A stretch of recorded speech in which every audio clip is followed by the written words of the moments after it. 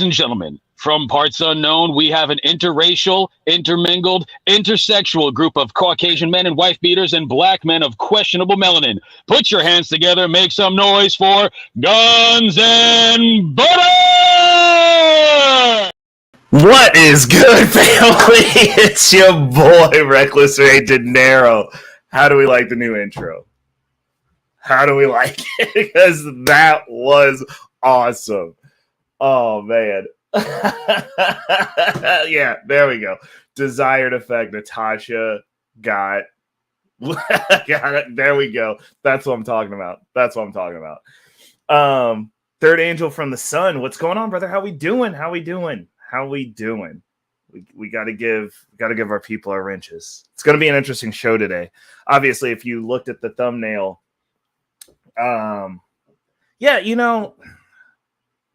we just got to constantly be stepping up game over here. We're constantly stepping up game.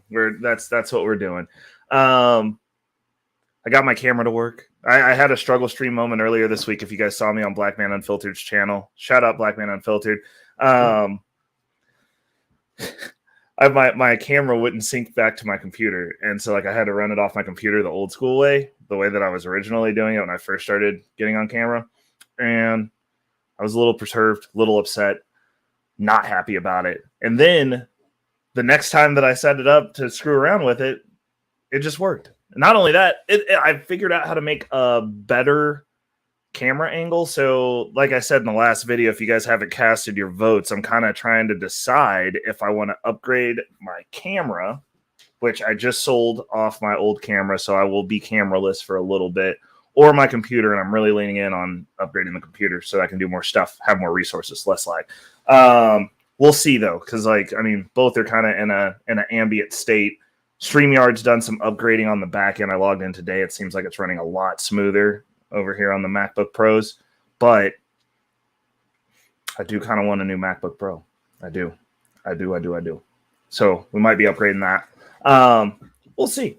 I don't know, but I'm liking the angle. I like what we got going on here. We're going to jump into today's show. Obviously, if you checked out the thumbnail, those of you who are arriving here, thank you.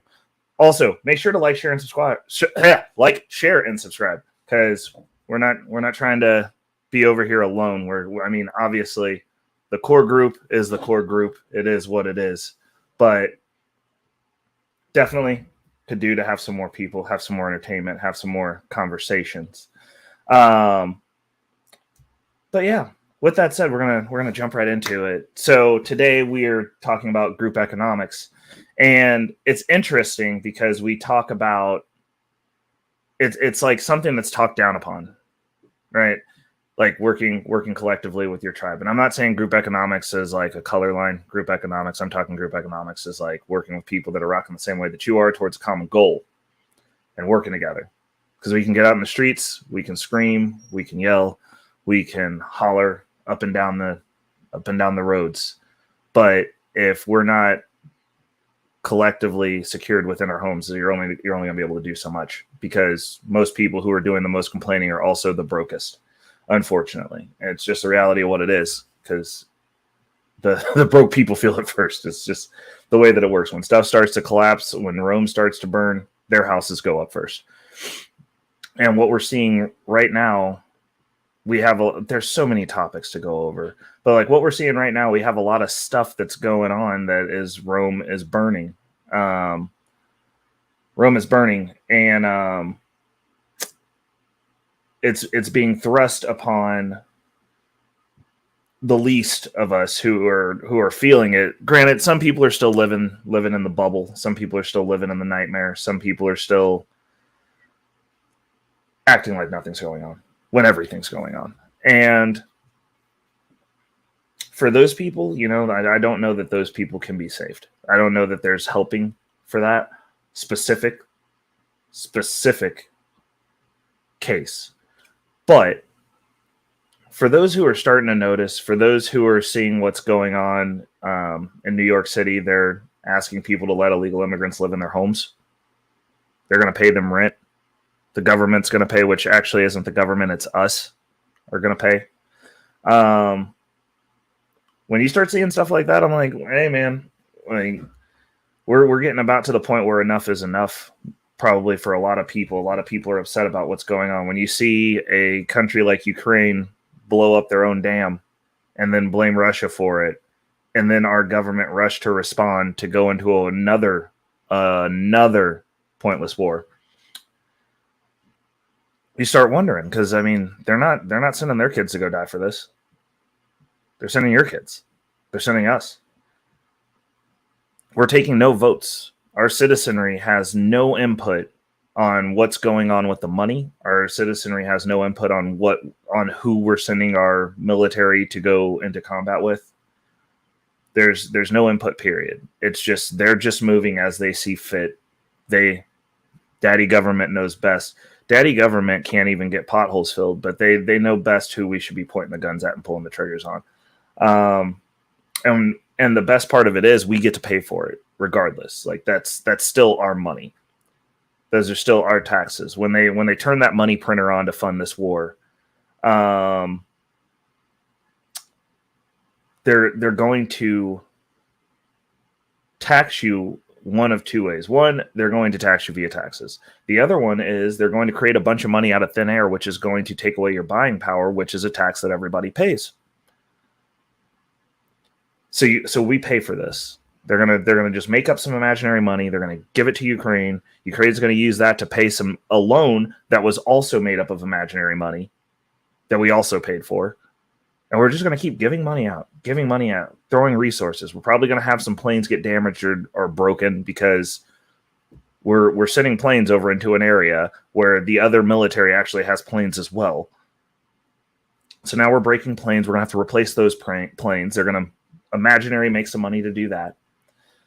And the cycle will continue. And the question I have is, when are we going to say enough is enough? And what are we going to do in our own homes to secure ourselves? Because at this point, if you're not financially fighting this, then you're opting for endless and pointless slavery. Completely pointless. We have to start combating this on multiple levels. Like, we need to complain. First of all, first thing we got to do, we've got to complain. Enough is enough. Enough is enough. I'm sick of seeing that everyone's the bad guy. We're constantly in wars. There's never a definitive win. There's never a definitive outcome.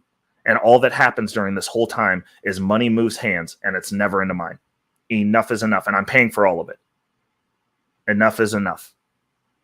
I'm tired of these divide and conquer agendas being pushed onto us from every angle possible to tell us that we're supposed to be upset, to tell us that we're supposed to be hating our neighbor. We're supposed to hate the person across the street because of who they voted for. We're supposed to be upset at everything else on the planet because of whatever reason. What's going on, Rage? We're supposed to constantly be at each other's throats, again, with no definitive outcome. But we can have stores put up things to get a diversity and inclusion score that has nothing to do with their customer base, Bud Light, that just specifically to trigger the customer base, Bud Light. We can have stores put up, whole satanic shopping sections that are geared and targeted at kids. Target. It's funny. Targeted at kids. Target. You see what I did there? We made a joke. Didn't even try to. The jokes are writing themselves at this point because we're in clown world. And, the one thing that I will say is those companies were put to task. They lost money until we make it so uncomfortable for them. Cause I don't know how much they were getting. What's going on, Jay Rillo? What's good? Welcome to the chat. Shout out to Rage Nation. Also, welcome to the chat. Until we make it uncomfortable for these people, or there's going to be a consequence, until we move in lockstep as citizens of this country, which I never thought I'd hear myself say that. That's how bad stuff's gotten. That's pretty bad. Because I'm an adamant and camp, fuck this, leave me alone. And now it's like you can't even do that anymore because it's gotten so bad. Until we're willing to start moving in a direction to where we are actively making moves and doing things to better this country for the whole of us, putting us first above the flood that's coming in through the southern border, putting us first above Ukraine and Russia's issue that has nothing to do with us, putting us first above allowing the Fed to just make up money to give to people and then making us pay for it with us having no input. I mean, the Fed basically runs of their own volition, giving our money to everyone else on the planet with no input from us. We have this is a whole entity that's within our country that we are told is somehow us, and they're not. They don't have our best interest in mind. They do not. They're just distributing our wealth to other countries. And enough has to be enough at some point. And I think that if enough isn't enough at this point, then there's no saving this. Like there's no coming back from this, because too much worse, then they're just going to be coming to collect us out of our houses to never be seen again. Like we don't have a whole lot of option, but we definitely need to say something. And like, I'm not saying that you get to say something, say you did something and stop there. Like you need to be shoring up your home. Your finances need to be in order. You can't be living hand to mouth, knee deep, neck deep, forehead deep in debt, trying to prove that you're doing something to a bunch of people that don't care about you, and a system that wants you to do exactly that so that you can continue the perpetual productive slave model that they have set forth for you. We have to start caring what our government is spending money on. We have to start caring when in the news they say they're sending billions of dollars to a country that you can't even identify on a map. But we have homeless people here. We have veterans here. We have people that aren't taken care of here. We have potholes here. We have dilapidated homes here. We have to start wondering, why aren't we fixing anything here? Why are things so terrible here, but we're so quick to go blow somebody else's stuff up, acting like we're the world police when we have no right to be, because our society is actively collapsing and it's being allowed to actively collapse, which makes you kind of wonder if that's by design, if that's by intent, because they're sending a lot of money that could be used to fix the issues here. We have a mental health crisis here. We have an opioid crisis here. We have people here that need that assistance, that need that help, that need some police. We need some decent police here. The world police. How about the American police? Like, why don't we have decent police here?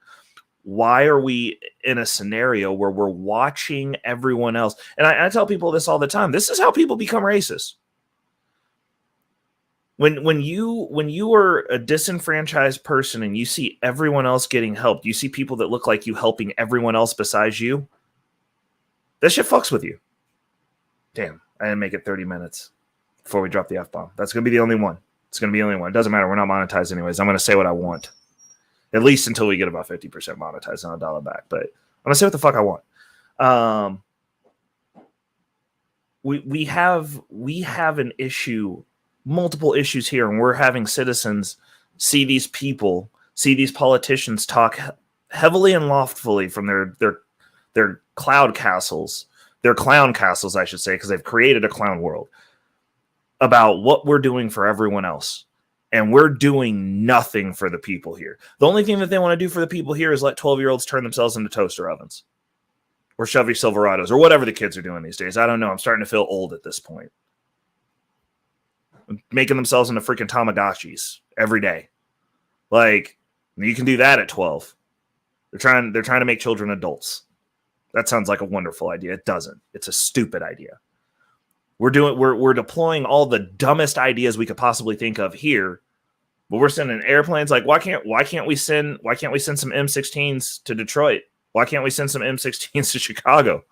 Why can't we fix some shit? Like, just park it on the road. Like, I'm sure they'll get the message after the plane's there. Like, why can't we actually fix crime? Why are we just shuffling crime around per neighborhoods? And then you have people who want to jump on panels and say that Chicago's making progress because they moved the criminals from this block over 3 blocks, and now those 3 blocks are Chirac. The criminals are still there. You just moved them from one area to another. That's not progress. That's not progress at all. But they tell us it is, and we believe it. People are believing that. People will get on panels and publicly argue with stupid points. Shout out, Ace. Stupid points. Oh, it's not the whole group. You're right. It's not the whole group. My whole point is, if your group is targeting children, somebody within said group needs to say that that's not a great idea. If people within your group are racist, like, maybe some people should hold those racist people to task and tell them that, like, hey, that's not cool. Maybe you call out the cancer within your group. But of course, this is the reason I don't like arguing with pro-black leftists. They don't want to hold the cancer within their group accountable either. So it's a non-starter to expect them to expect another group that they also want to defend, since, again, I've actually realized that your very far leftist pro-blacks actually function exactly like the government. They don't want to they're not fixing anything here. They want to go to somebody else's yard and be like, oh, these downtrodden poor people, you can't hold them accountable. It's not awkward for an old man to want to dress up in a dress, women's clothing, and go read to kids at a school, be around a bunch of children. That's not weird. We're not supposed to believe that that's abnormal. Matter of fact, that also, apparently they want us to think that makes us scared of them. It's weird. I think it would be weird if a single male childless male with no children wanted to go read to a bunch of little kids. It's weird. It's weird for me to, like, if you're a man and I know you and you tell me you want to go read in schools to a little kid and you are not doing it for political reasons, then I'm going to look at you and tell you to your face that you are weird. You're weird. You got a weird beard. It's not normal. I'm gonna post that comment, Casey. I'm not going to say it, but yes, if you're not watching, it says the gist of it, hyperbole with his truck nuts hanging out. We've got to start pointing out this stuff. We also have to start shoring ourselves up, because the way that this is going to play out most likely is they're running the divide and conquer. It's working real well. Everybody's upset. The issue is everybody's upset now, but now the money's getting funny. And once you start getting funny with the money, it's a different level of desperation, because people aren't upset. Like, running around triggered all day isn't upsetting to the point to where you're going to necessarily lash out. Like, obviously they're trying to goad people. They're trying to radicalize you. Apparently that's a thing. And because they want you to be so upset that you lash out and do something, and then you're caught up. They want to mess with your money. They want to be able to cancel you. They want to be able to take away your funding. They want to be able to come take your wealth. They want to scare you into complacency that way. So what I'm talking about when I talk about group economics is, why are we not working together? Why do we not have our own businesses set up? Why is there nothing set up for these people that are canceled? Why is it that they can isolate out the leader of a group, isolate them, and there's no support system? It's just a bunch of people who want to get online and complain, but like, we're not setting up businesses. We're not competing with them on that level. Like, we think that it's just going to be over. And then people think that we're just going to duke it out in the streets. No one's duking it out in the streets. Poor people duke it out in the streets. It's just the reality of what it is. Like, the cannon fodder is going to be poor people, regardless. Like, it's just going to be two groups of poor people killing each other. There ain't going to be no wealthy people out there. That's not how they're moving. These people do not look at you as people. They look at you as a tool. You are a resource. You are a thing. You are an ant. You are something to be manipulated and moved as they see fit. You are something to be utilized. These people don't even have allegiances to the causes that they're espounding. BLM, tool. LED, OLED TV community, ABC, MTV, 1, 2, 3. Easy as do, re, mi. There's a plus sign in there somewhere. Maybe a 0.0 or 2.0, whatever the fuck. Again, tool. No one cares about you. You're a fucking thing. You are a thing to be manipulated. You are a means to an end. Republican. Conservative. Tool. A fucking thing. A means to an end. Liberal. Radical left. Leftist. Communist. Socialist.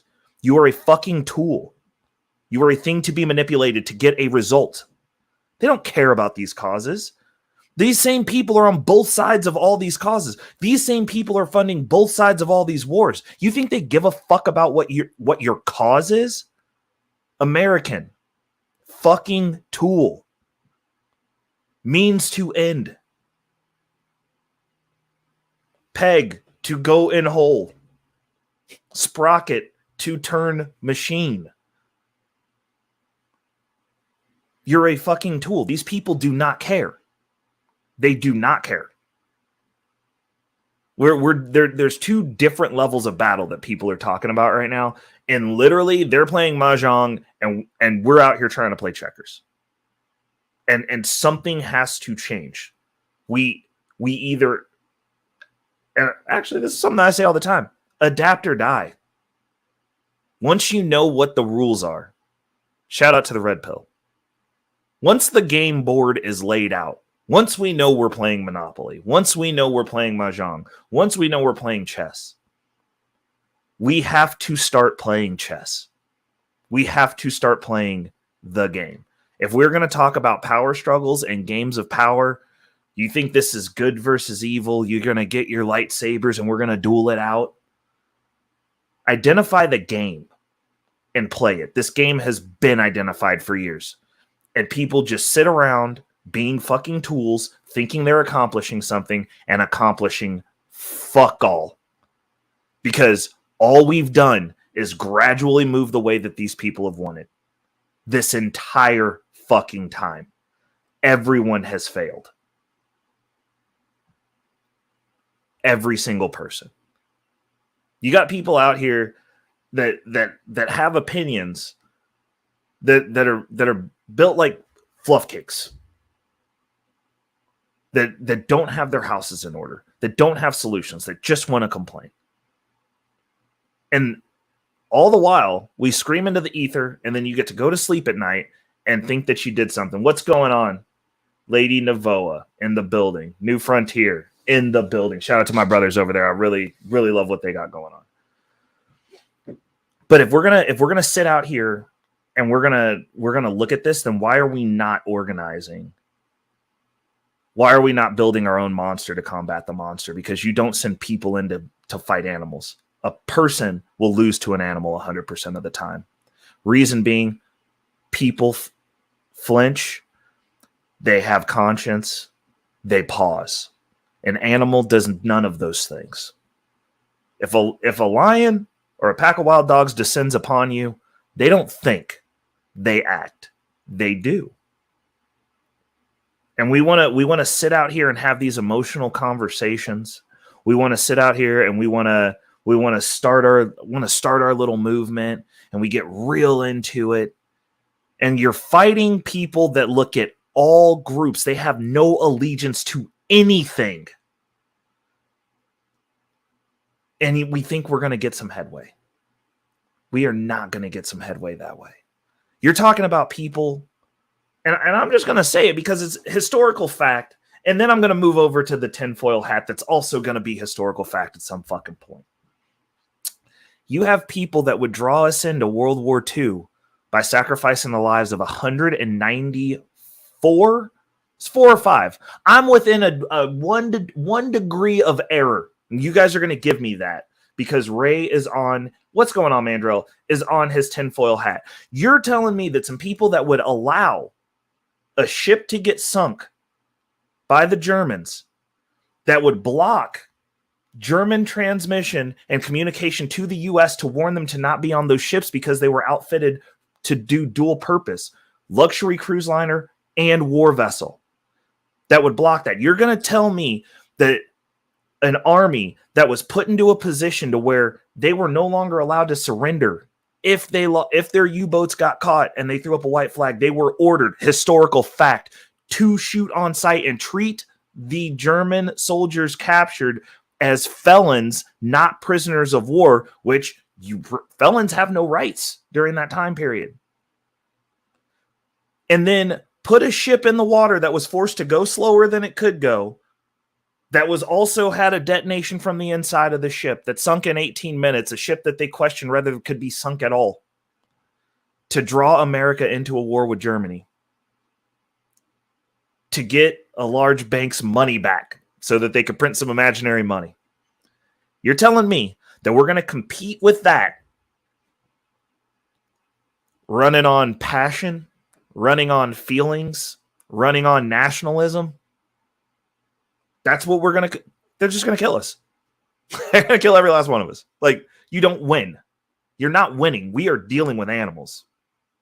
We're dealing with the closest thing to a two-legged demon that could be imaginable. And we're trying to set up groups that want to run from an emotional standpoint to fight something that looks at every single group on this planet, every single leaning on this planet, every single nation on this planet as nothing more than a means to an end. We are not going to win that way. Facts. Well, I was going to say, I mean, look at 9/11. They're just scaling up the bodies. These people don't care. And we all got, I mean, it's upsetting as it is. Every single one of us fell for the okie doke at 9/11. We rushed into a war. We got there. The stuff that we were looking for wasn't there. And then we just didn't leave. And then when we did leave, there was no definitive end. There has not been a definitive end to a war since World War II. We're just incessantly killing and dying and getting nothing. But you know what is getting done? A bunch of wealth is being generated. A bunch of debt is being created. A bunch of imaginary money is being continued to circulate. That's the economy. That's the reality of how this system runs now. Like, people want to talk about slave labor. It's not even slave labor. It is bodies and blood. That is what they've relegated down to. Yes, we did. That was the one war where everybody was in accordance. I mean, you could have been the one person, Casey, who got it. Okay, we get it. You got a tinfoil hat. But like, what are you accomplishing as one person? Nothing. Same difference. Like, same difference. What are you doing? Navigating in the system just like the rest of us. Like, there's no change being initiated here. There's no win because we don't even have a definitive win. We know that there's a man behind the curtain. Great. We can talk about that all day long. Conspiracy theories. We know that most of them are actually not conspiracy theories. We can talk about that all day long, but they're still playing out. They're not even getting impeded. Like, we're not even slowing this shit down. Everyone's just talking. There's zero solutions, zero people building. We're barely doing what we need to do with our own personal finances. But Alex Jones was on, and then what happened to him? They made him bend the knee, and now he's solely entertainment. Because he also just one person who didn't build. So my question is, why are we not having those conversations? Why have we not put together a counter monster to fight them? I mean, you're not going to fight a monster without a monster. Like, there's no holier than thou unless we get fortunate and like Jesus or the aliens who made us come back to handle this shit. Like, there's not going to be some pivotal moment where the sky parts and this shit just gets fixed. And from what I'm seeing, there's very few people that are positing excuses. Everybody loves to pontificate about the conspiracy because it's fun, because it's easy. But we're not making businesses to where when these men get canceled, to where when these people who are speaking out get moved around, like why wasn't there another bank available for Kanye to put his money in when they went after him? We don't even have that. We have no infrastructure. These people control everything. We have no infrastructure. We do not have businesses that are capable of standing resolute for these types of proxy wars. We're not funding politicians. I mean, people want to argue with the guys over at New Frontier for positing solutions and doing some actionable items to take action. You guys hate solutions so much. Y'all won't even support them.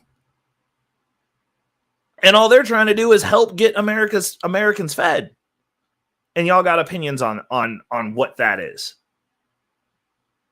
What's going on, Lawrence? Welcome to the chat. We're sitting here and we're gonna continually do this circle jerk. We'll get online and we'll complain, and then we go about our day. And we go through this cycle.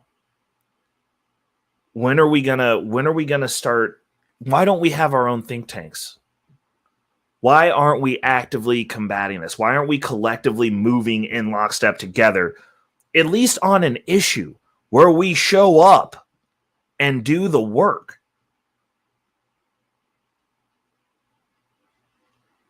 Like we're not going to be able to do anything but a high level of complaint, which is what they're goading us into. They want us into a high level of being able to complain, actually feel like we did something, and then go sit down as this agenda moves forward. They're actively trying to bar your ways to escape this. They don't want you owning homes. They're buying up all the houses. They're going to make you a renter forever. They don't want you investing in Bitcoin. They don't want you in anything that could give you sovereignty. They're telling you all this stuff's bad and you're believing them. And then, a decade later, when old Ray Bear's like, told you so, you guys don't want to say shit. I'm starting to think that it's not about the solution at all. And if it's not about the solution at all, then they've won. They could go ahead and switch this over to one world currency, one world government tomorrow. Because there's no point if it's not about the solution. I mean, then we can just all get online and complain and just go back to whatever cog job they give us and whatever house they allow us to sleep and live in. And then, hope we don't overpopulate too much to where they just start popping off people that are not useful to society. Because, let's be honest, a lot of motherfuckers ain't useful. It's yeah. And so and I respect that. Rage Nation said he did that for 15 years, 4.2 million in the movement. All I can tell you is all the things we did wrong and what we could have done differently. 100%. And I mean, if we got 4.2 million people, y'all could generate $4.2 million a day if everybody donated $1. My question is, and this is just me with the way that my brain works, how do we not get $4.2 million a day of motion for a month? You get 4.2 million people to give $30, we get some shit accomplished. We should be able to build some stuff, and that really isn't a whole lot of money. We could have set up some solid businesses. We could have made it so that steam would have never ran out because they wouldn't have been able to attack your money. 4.2 million people, some of them had to have skills. Some of them had to have been good at stuff. How did we waste that? And I'll tell you how. It's because we move passionately and emotionally. And these people are moving like robots. They move like animals. They move like demons. They have their goal set. And to quote the late, Jesus. the late Malcolm X. I'm drawing brain farts. It's the end of my day. The late Malcolm X. They're on their mission by any means necessary, and we are moving on feelings that don't work. That don't work. People feel afraid. People feel tired. People feel exhausted. People feel like they've done enough. And you're fighting against an entity that isn't even out in the forefront. That's the other thing. We had 4.2 million people that were focused in on a perceived enemy that is nothing but a fucking tool. Moved around. This isn't even about our government's corruption. They are nothing but a fucking tool. Our fight isn't even with them. They're just in the fucking way. They're in the way. They are a tool. If we fix everything here, the rest of the planet is still going to be navigating the way that it is. Right? Because, I mean, until these pieces start breaking away, which is innate, because we have an innate drive for freedom. We have an innate drive to be free. It's part of the condition. Like, most animals don't want to be in the house. You got to break an animal to get it to be in the house, really. And even you're in the house animals, what do? They sit at the window looking outside because they know where they want to be. But the thing that we have to understand is what's going on, Own a Spot. What's up? Thank you for stopping in. The thing is, we're fighting against something that, like, we keep fighting the leaves and we're not looking at the root. The issues that we're having, we have to stop looking at it as though it's the boogeyman's here. The boogeyman isn't even here. We're dealing with we're dealing with what's in the way. That's where we're at right now. We're dealing with what's in the way, and we have to shore up ourselves. Oh yeah, definitely dropping a link tonight. Definitely, it's happening. I'm sorry. I want to make sure I get all the thoughts out here, and then we can rock it however you guys want to rock it. But I definitely want to get this monologue out, and how important it is. It's important that we support those who are standing up. It's important that we pour into those who are positing solutions. But it's also important that we start looking at this for what it is. And until we figure that piece of it out, none of these things are going to work. They're all going to be short-lived. Because what we do is we set this up around a leader. And then they remove that leader. They remove that organization. They remove that group. And now all they got to do is just take that dude's job because we have nothing in place for them. Like, I'm gonna go, I'm gonna go ahead and land it there. It's just, we have to look at this for what it is and what it has been, because it's been this way for a long time. Let's pick up some books, start reading. This is nothing new. That's how effective it is. That's how effective it is when generationally you set out on a mission, and every generation after you bring them into that mission. We talk about generational wealth. That's real generational wealth. It's generational purpose. And these people have had generational purpose. And by any means necessary, they accomplish in them goals. They function just like I want the dog pack to function. All the dinero dogs executing. That's just what they do. Whatever they got to do. You feel bad about it? Carry that on your conscience to your grave. Keep it pushing. We got a goal. The grander goal supersedes everything. And these people have done this for generations. I just don't see how we're going to fight them with a lot of passion and emotion. So I'm gonna go ahead and I'm gonna throw this link down before before Rage has a whole glitches all the way out on me. I don't wanna hurt him. His wife be trying to murder me and stuff. Hold on, I'm gonna shoot it out to everybody. Casey's already in the building. I'm gonna go ahead and pull him up. Oh shit, sorry. All right, so I just dropped the link for everybody. I'm actually going over. I'm gonna pin it to the chat over on my page. What's going on, Casey? How we doing? I'm doing all right. I'm here for the topic. Yeah, like all the way here for the topic. And I'll tell you another thing too. I was looking stuff over last night. Bro, you know what my book for this month is, right? I didn't tell you. What is it?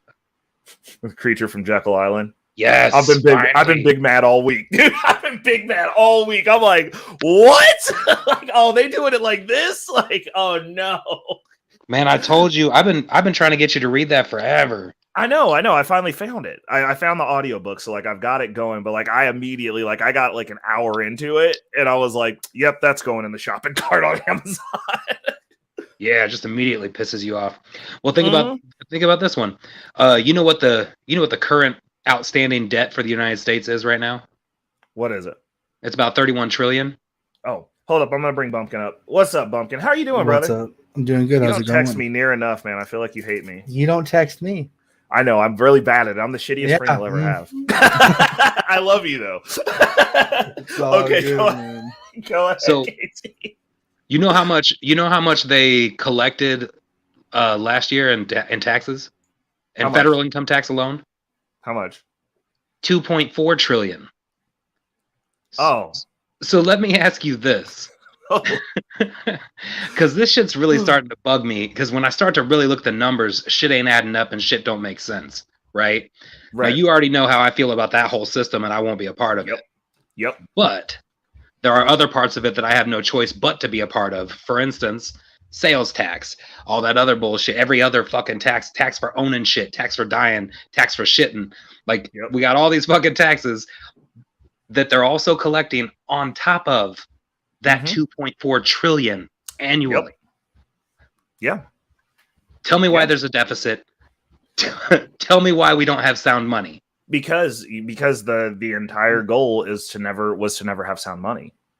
It's just to keep moving the money in a circle. It's like literally it's the biggest Ponzi scheme ever. Yeah, no, I know that's the answer. It's the planet. But give me an answer from their perspective to us that can make sense. Well, I mean, we've got a lot of humanitarian aid that we've got to do. Ukraine's dam burst and there's water on the ground. We got to go save the starving Ethiopians. I mean, we've got war. We've got to defend you. Dude, even if we weren't doing, which we shouldn't be doing any of those things, right? Take those aside for a second. Let me ask you this. Did you know there's, 331 million people in the United States right now? If you charged $1 each every month in taxes, and that's all you charged, they'd have $1.4 billion. Yeah. Bro, tell me how many roads, schools, and fucking police shits they actually need, or, I mean, I don't know, could actually do with $1.4 billion.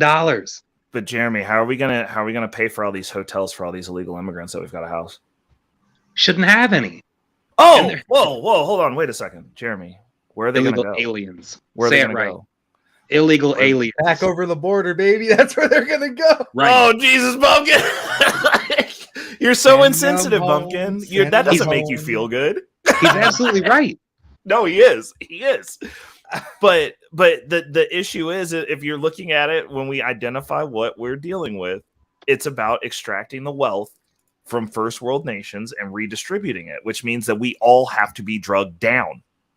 That's the only way that this works. The issue is it's just taking longer. It takes a long time because we are very wealthy. Most first world countries are very wealthy. It goes even farther into that, though. It goes even beyond that. Think about it, right? Think about it. And I'm not trying to degrade or, people that are from South America or anything like that, right? Yeah. But historically speaking, their population is a lot easier to control.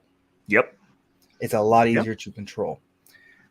And when you flood a country with easily controllable people, it makes sense that corporations would back that. For instance, I can link you a study now saying that, did you know the more diverse and the larger amount of immigrants that are on a job site, the less likely it is that they will unionize? Facts. And I've seen one from Amazon. That was a leaked PDF from Amazon. And Amazon was claiming, like, we need to have as many immigrant or new immigrant workers come in from third world nations to drop the chance of unionization. Because let's face it, we can say what we want about unions, but obviously companies don't want unions, right? Right, because right. It cuts their profit out. Right. They didn't initially. They're in bed with each other now. They didn't initially, but nonetheless, it's an easier. It's a win-win both for ultra rich international capitalists and state officials. Because for state officials, it's a people that are easily controllable, and they can make more. And as an international capitalist, they can make more money off of them. Yeah. Well, I honestly think that they're flooding them in because they know that, like, as you bring a first world country down to a second or third, I mean, me and Jeremy broached on this a little bit last night when we were talking with Rage. When you bring a first world country down to a second or third world, dude, like, people aren't going to function. They're not going to want to do that. Nope. Like, I'm not trying to go to work if things are diametrically worse and then they're like still keep going out here and producing. Like, no. So if you bring a bunch of people that are from like a third world country and you bring it down to a second, they're like, this is still better than what I already had. I'll do those jobs. Like, they need those people here because when they make that shift, that's when it's going to be a problem. Like that, when they try to make that pivot, I think at that point, people are going to have no choice but to act. And there's not going to be good choices made during that time period. There's not. Like, it's going to be all bad for everybody. But they want that. But they want that. 100%. They want that extreme. They want that extreme revolt, so they can take. So they can take that neoliberal fucking boot and put it down everyone's goddamn neck. They want that. It's. Look at it like this, right? And the dichotomy of America. A lot of people, not you guys, a lot of people tend not to understand this, right? The average New Yorker or the average Californian will constantly shit on the Midwest. They will say shit like those are flyover states. No one goes there. They're terrible. But those states feed you. Right. Those states give you food. And they don't understand that because they've been led this lie. They've been led this lie that these places are evil. Dude, the Midwest, moving to the Midwest from Washington State has been the best experience I've ever experienced. I'm going to be real. It is so much cheaper to live here. Listen, I live in a small town. I don't even know the people. They just wave at me to wave at me. Yep. They just wave at me to wave at me. Yeah. No, it's well, and that's the thing. It's like, when we talk about like the way that it's set up now, it's like both sides of this are just tools, though. Like there is no like, we have conservative values. You can have that, but there's no conservative. Realistically, there's no conservative team. There's not a team. There's the auspicion of a team, but like the issue is the way that these things are, they're like knobs. So like, it's like you had two knobs and you're like, you got like the treble and the bass, and they're like, okay, we're going to crank this up. And they're like, oh, they don't like, okay, we're going to turn this up too. And turn this down. And like, they're just manipulating both sides of it. And I was like, the biggest advantage and the thing that makes America easy to control. And I've said this since we realized that like there was something fishy about 9/11. Was the dichotomy of America makes it so that we can do some absolutely heinous things and then we can apologize about it. We can, what's going on, Third Angel? We can go out there and they can go, hey, we're moving in counter to our citizens and we're going to go do this something terrible. And then the citizenry goes, man, we suck for that. Like, dude, it's like getting into a fight with a schizophrenic that just whoops your ass. He's like, I don't want to do this. like it makes it so that they can move. But the issue is we constantly are progressively moving regardless of who's there. It's just how it's presented.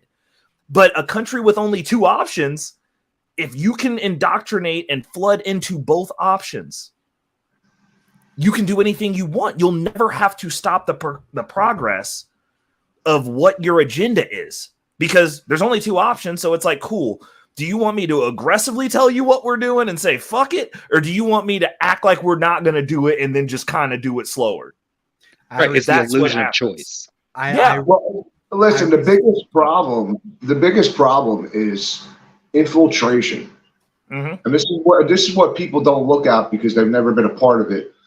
And it's infiltration of either side. So the reason why there's no team and there's no win and there's no progression over corrupt government is because purposely, and I mean, you can look at all these whistleblowers, they will tell you exactly how it happens, especially with January 6th.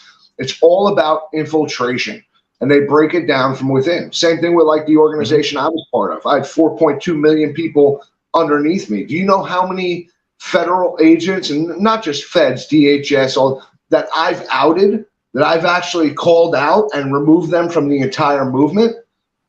The FBI used to call me personally on the phone. They literally used to call me personally on the phone and say, dude, what's up? And I'd be like, if you don't remove your fucking guys, I'm going to out him live in front of the entire world, and he's going to be gone. And that's what's happened. There's videos 15 years ago. You can see me doing it. Yeah. Yeah. You know, but I mean, the infiltration that breaks down these groups, and that's why there's never progression, and that's why the government is winning. But so positing and like trying to keep this more so focused on the solution. So we all know, I think everyone sitting on this panel knows what we're dealing with.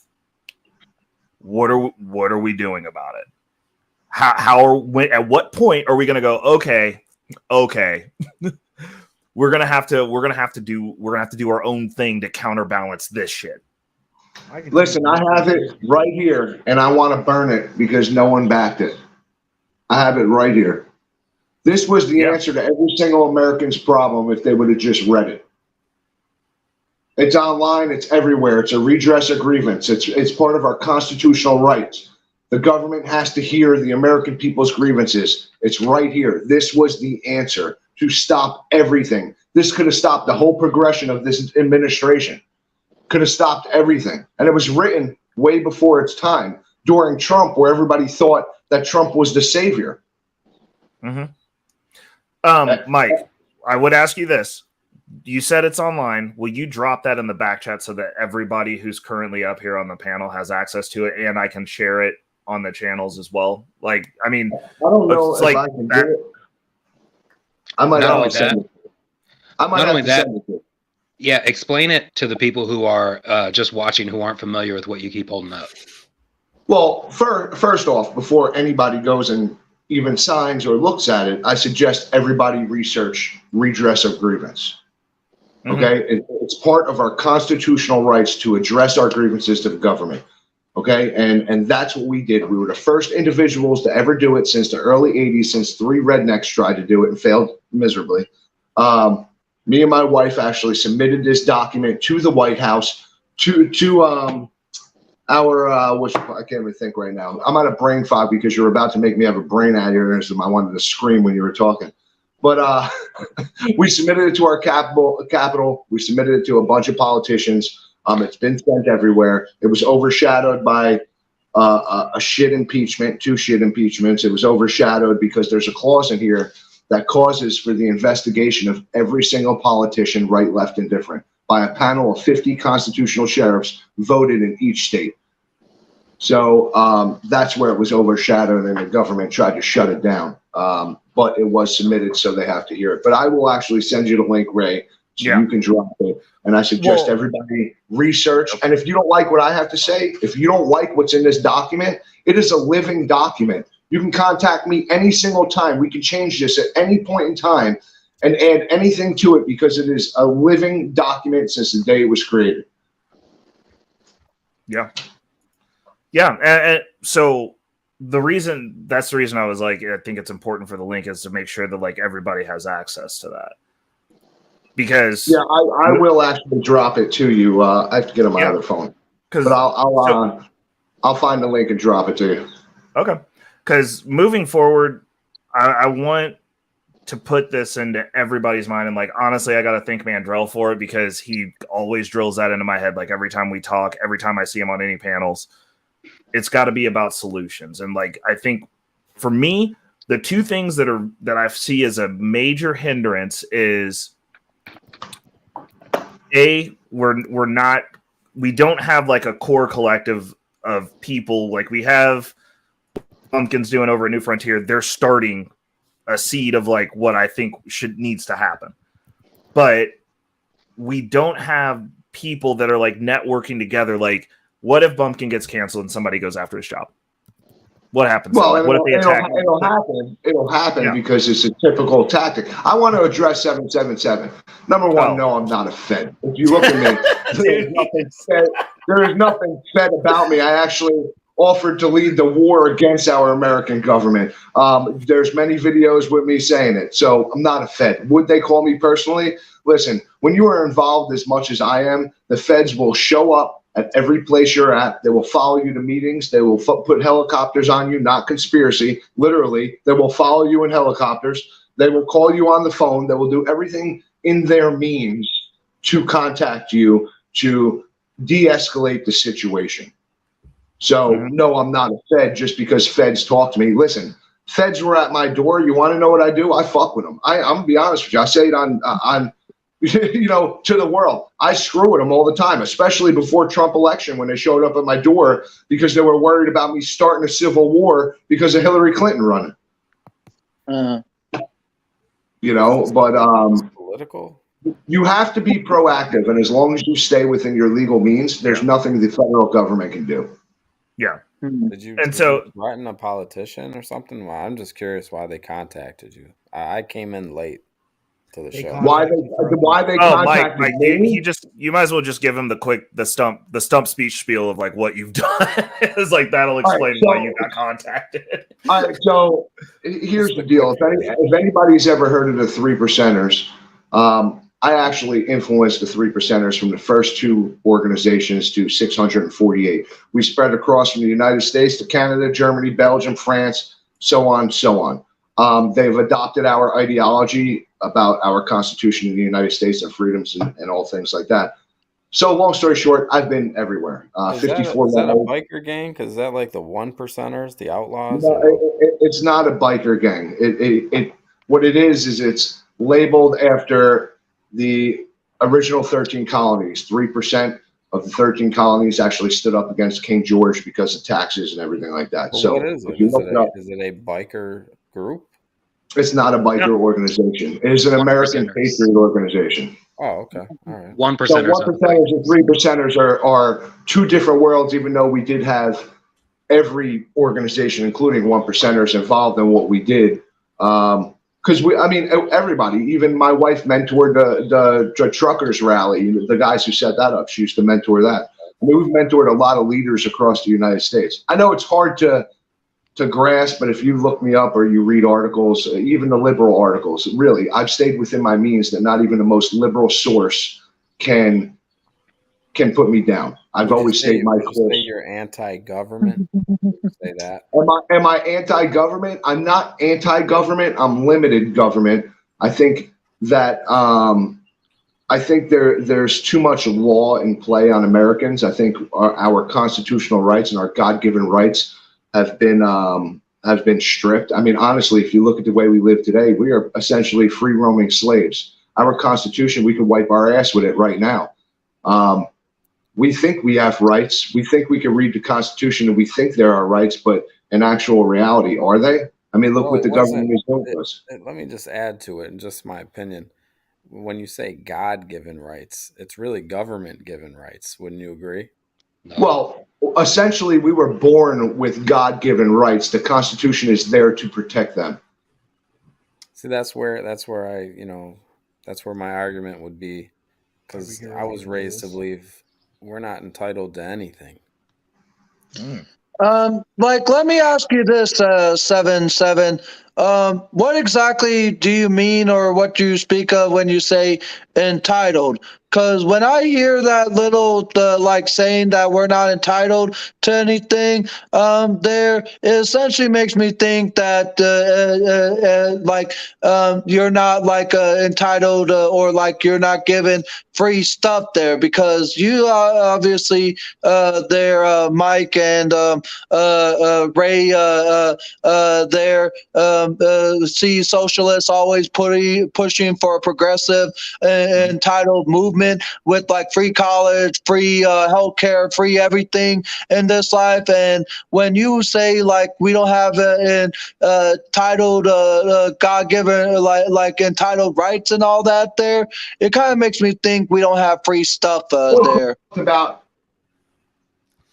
That's I to can- 7-7. 7-7. I can make your argument a little better. no for one you. free stuff and God-given rights. I mean, that was a lot. That was Free a lot. stuff. I mean, we're not talking socialism here. Okay, Well, so what? just from what 7-7 said there about we don't have entitled rights or something like that. Well, no, what I meant was I was raised, to hear constantly, "Hey, boy, you're not entitled to shit," and like that was just the way I was raised. Like, hey, you're not. Nothing is given. You don't deserve anything. It's not like, hey, I turned 16. When I turned 16, I said, hey, I just turned 16. Where's my car? Well, you're not entitled. You're not entitled to material possession, but we have God-given rights that we are born with. No, but The right to be free. I hear you with the God-given rights, but what is your right? Your right is just to breathe air. That's a God-given right. That's one of them. Yeah, I don't think that there's really anything more to that as far as the Constitution and all. I hear you. You know what I mean? I know what you're saying, but What 777 is trying to say is if you strip it's a battle that you can't win. If you strip everything away, you strip down the state, you strip down all society whatsoever, the only God-given right you're actually granted is the right to death, basically. You like that is something that will inevitably happen. The only if you are just set into nature as a man, the only rights you have are the rights that you're actually willing to fight for. You don't have any of those rights necessarily. Can I quick put a testimonial to see if Mike would think or agree that this was like a God-given right there? I don't know if people know much about me besides how I speak and all that, but I went through a lot in my teenage years and all that. When I was 13, I was put into a foster care group home system that my father signed me up for and pretty much put me in the system without taking like proper care of me, because obviously he saw too much of a problem of me. But as years continued, things it became slightly more knowledgeable for myself, but at the same time more harder, because for one, as I turned 18, I was under a court-appointed guardianship conservatorship system in Minnesota, where I lived at for 20 plus years of my life there. And then I didn't even know much about it. And then one thing that they obviously did a lot of times was when I worked from 2008 to 2012 there, all my work paychecks had went to my conservatorship. They never was given to me or handed to me there. So I essentially was working for essentially nothing if you think about it, but they were holding on to my money there for the longest time that when I was working at the time there. Where's and then your money now? wait. Then as I got older, I wanted to become more independent, more lenient towards my own life and all that. And then my conservator and guardianship made it impossible to even do so. Like the first time I wanted to travel and have my own plane ticket just so I could feel what it's like to purchase my own coach seat on a airline system there. I just wanted my own personal seat just to know what's like. My guardianship said no because they thought I had to have a supervised person with me, even though I was traveling with my dad there. So I just didn't really know the circumstances of what it was. And then I wanted my own pet there, but they kind of tried to think as though I couldn't take care of an animal. So what I'm trying to get at is I went through so much and I fought the system in Minnesota in May of 2018, and my court case ended on January 2nd of 2019, where the judge ruled in my favor of giving me my independence and my freedom that I should have been given a long time ago there. But a lot of my services were to caution, I guess you would say, of me. There was so much in my life that I obviously wanted to try and do. Even at the age of 16, I wanted to get my driver's license to have the ability to own a car for the future. Right. But my social worker at the time told me no because they thought I was going to drive and run away at the time when I was still getting the help, when I didn't even have no intentions of even doing anything. But their restrictions obviously kept on piling up that made it harder on me and more frustrating, where I did run away a few times, and at times they didn't even understand me of what I was trying to explain to them. And so my God-given rights of what I feel is I became my own independent man, got out of the system in Minnesota there, and I took a 1-month vacation in mid of January of 2019 to mid of February of seeing my family, and that was my first official trip that I had ever took. Take a breath. Take a breath. Take a breath. I'm sorry. Does everybody mind if I answer this? Yeah, he asked you. It was for you. It was for you. I went through so much to get to where I am at. First off, I need a cigarette. I want to say I commend you for standing up for yourself, going through the court system, and winning your case. That's one. I commend you for wanting to be a functional individual in society and using your rights as an individual to do so. So that's number one. I have to commend you on that. Number two, it is sad that you grew up in the system that you grew up in, especially foster care, because my wife was a part of foster care her whole entire childhood. So I understand the corrupt system, manipulation, and also trafficking, regardless if it was good or bad, of children and how they manipulated it, used you, and also used the money that you were earning. And essentially, you were a modern day slave. So for your fight, I commend you on that. Unfortunately, now you're starting to realize, and if you educate yourself, you had and you do have a hell of a lot more rights to fight for than you know. And the only thing you can do as an individual is educate yourself to the fullest and utilize them as much as you can. Because remember, what you went through, the entire world is starting to go through. Now we're being manipulated by a one world government, whether people want to believe it or not. And that's what's happening to each and every individual in the United States. Unfortunately, you were at the disadvantage where you lived it your entire life. And for that, I apologize. And I'm glad that you had a good fight, and I'm glad you won. I'd like to say something real quick. Go ahead, 777. That was a lot. That was inspiring to me personally. I'm a father.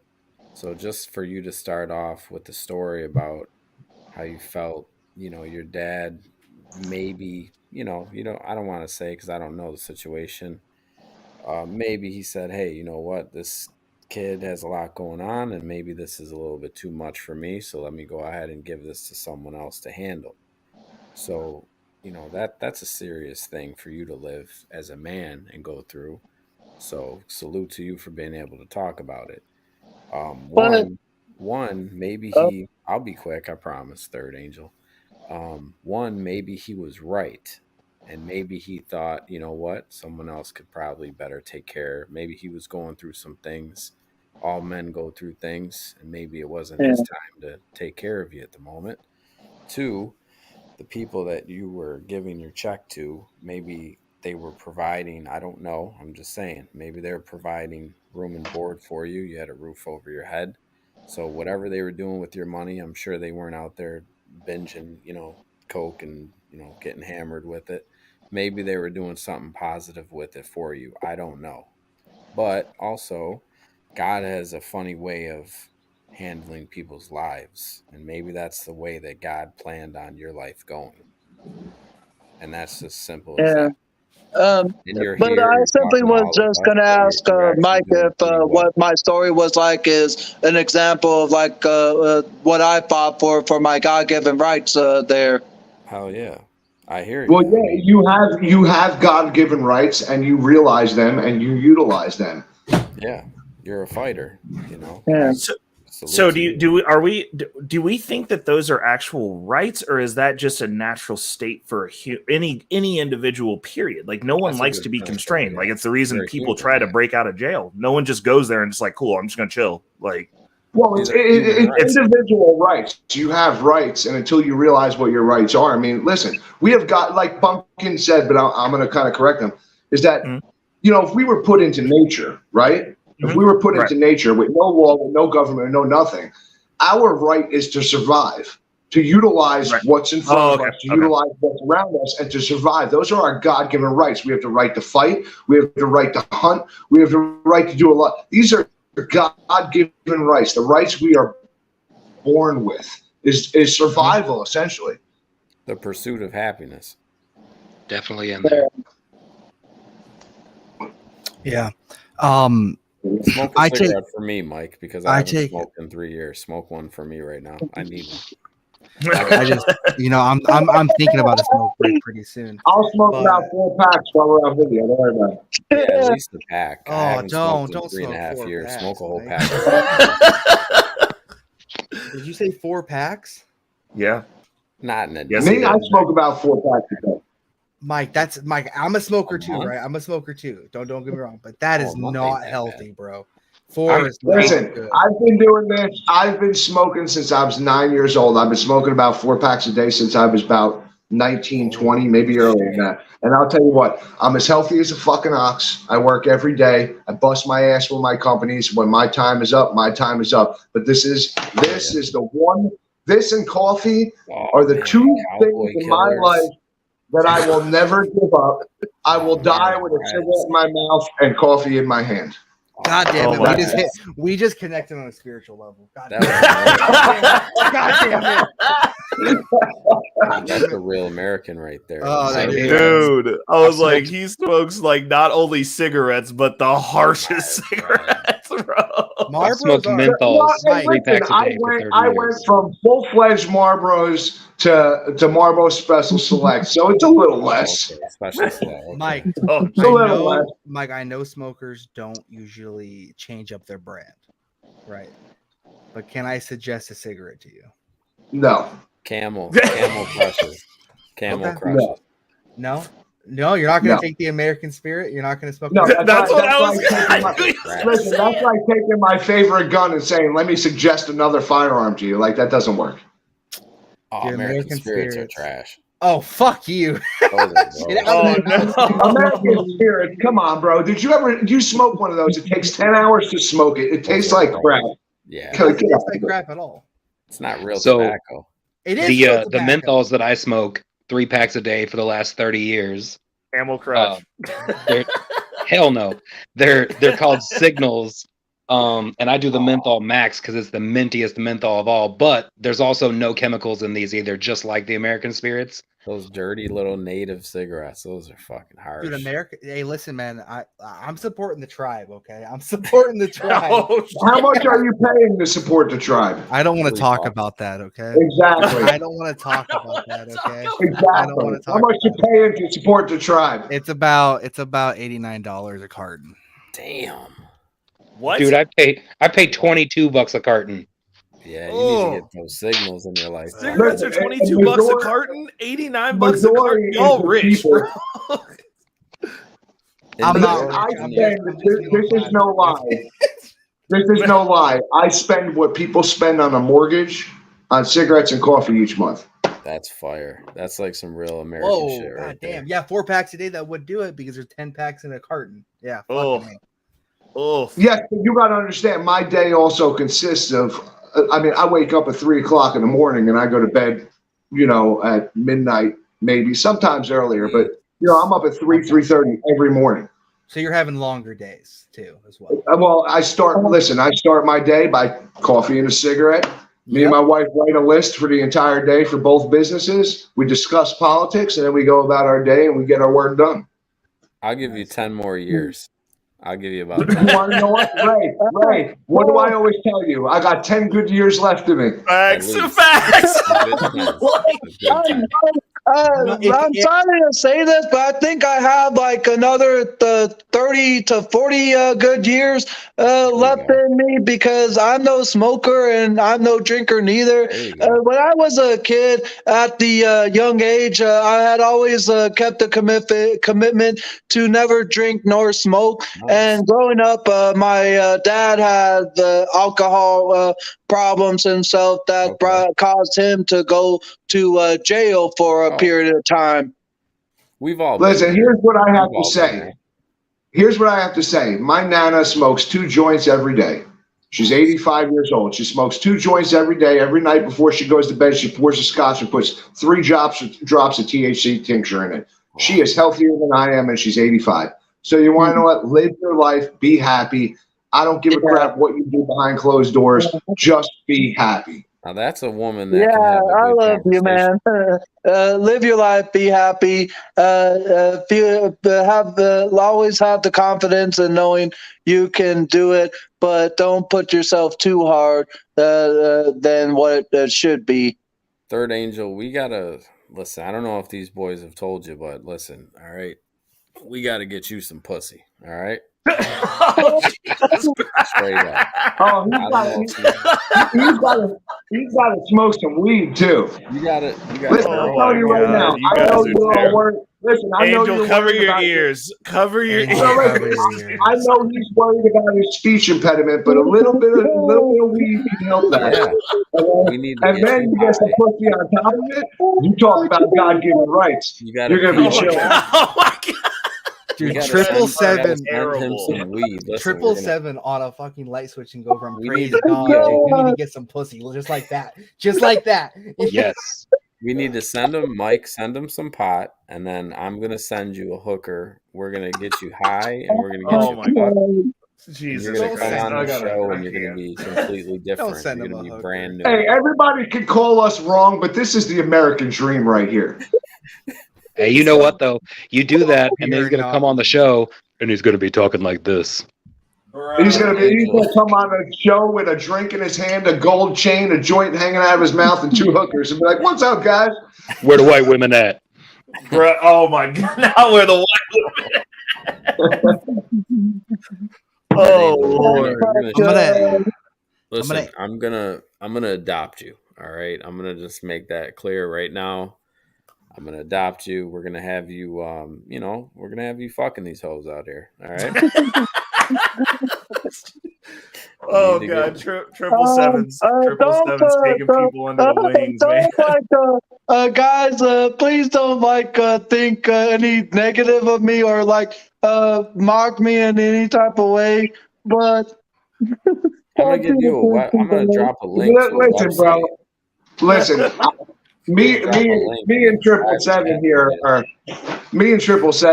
are we're all for this. Listen, bro, no one is ever going to think negative of you. You want to know why? Because you lived the life you live and fought the life you fought. Okay? And that right there is more commendable than half these friggin' idiots out there on the streets, these stupid kids.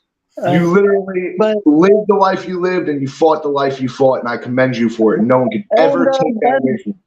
And the other thing is, I am like openly and honestly of what I speak of. Because the first time I was up here, I spoke factual pretty much on your channel here, Reckless, right? Yep. And I know a bunch of people like Angry Snowman, who has known me before there, had heard me speak. And I know you've seen me on like Chaotic's Truth stream but to there I always speak with an open mind of what I see, what I observe, and yeah, I may like have a bit of a speech problem, but that's just who I am as a human being of what I was born with.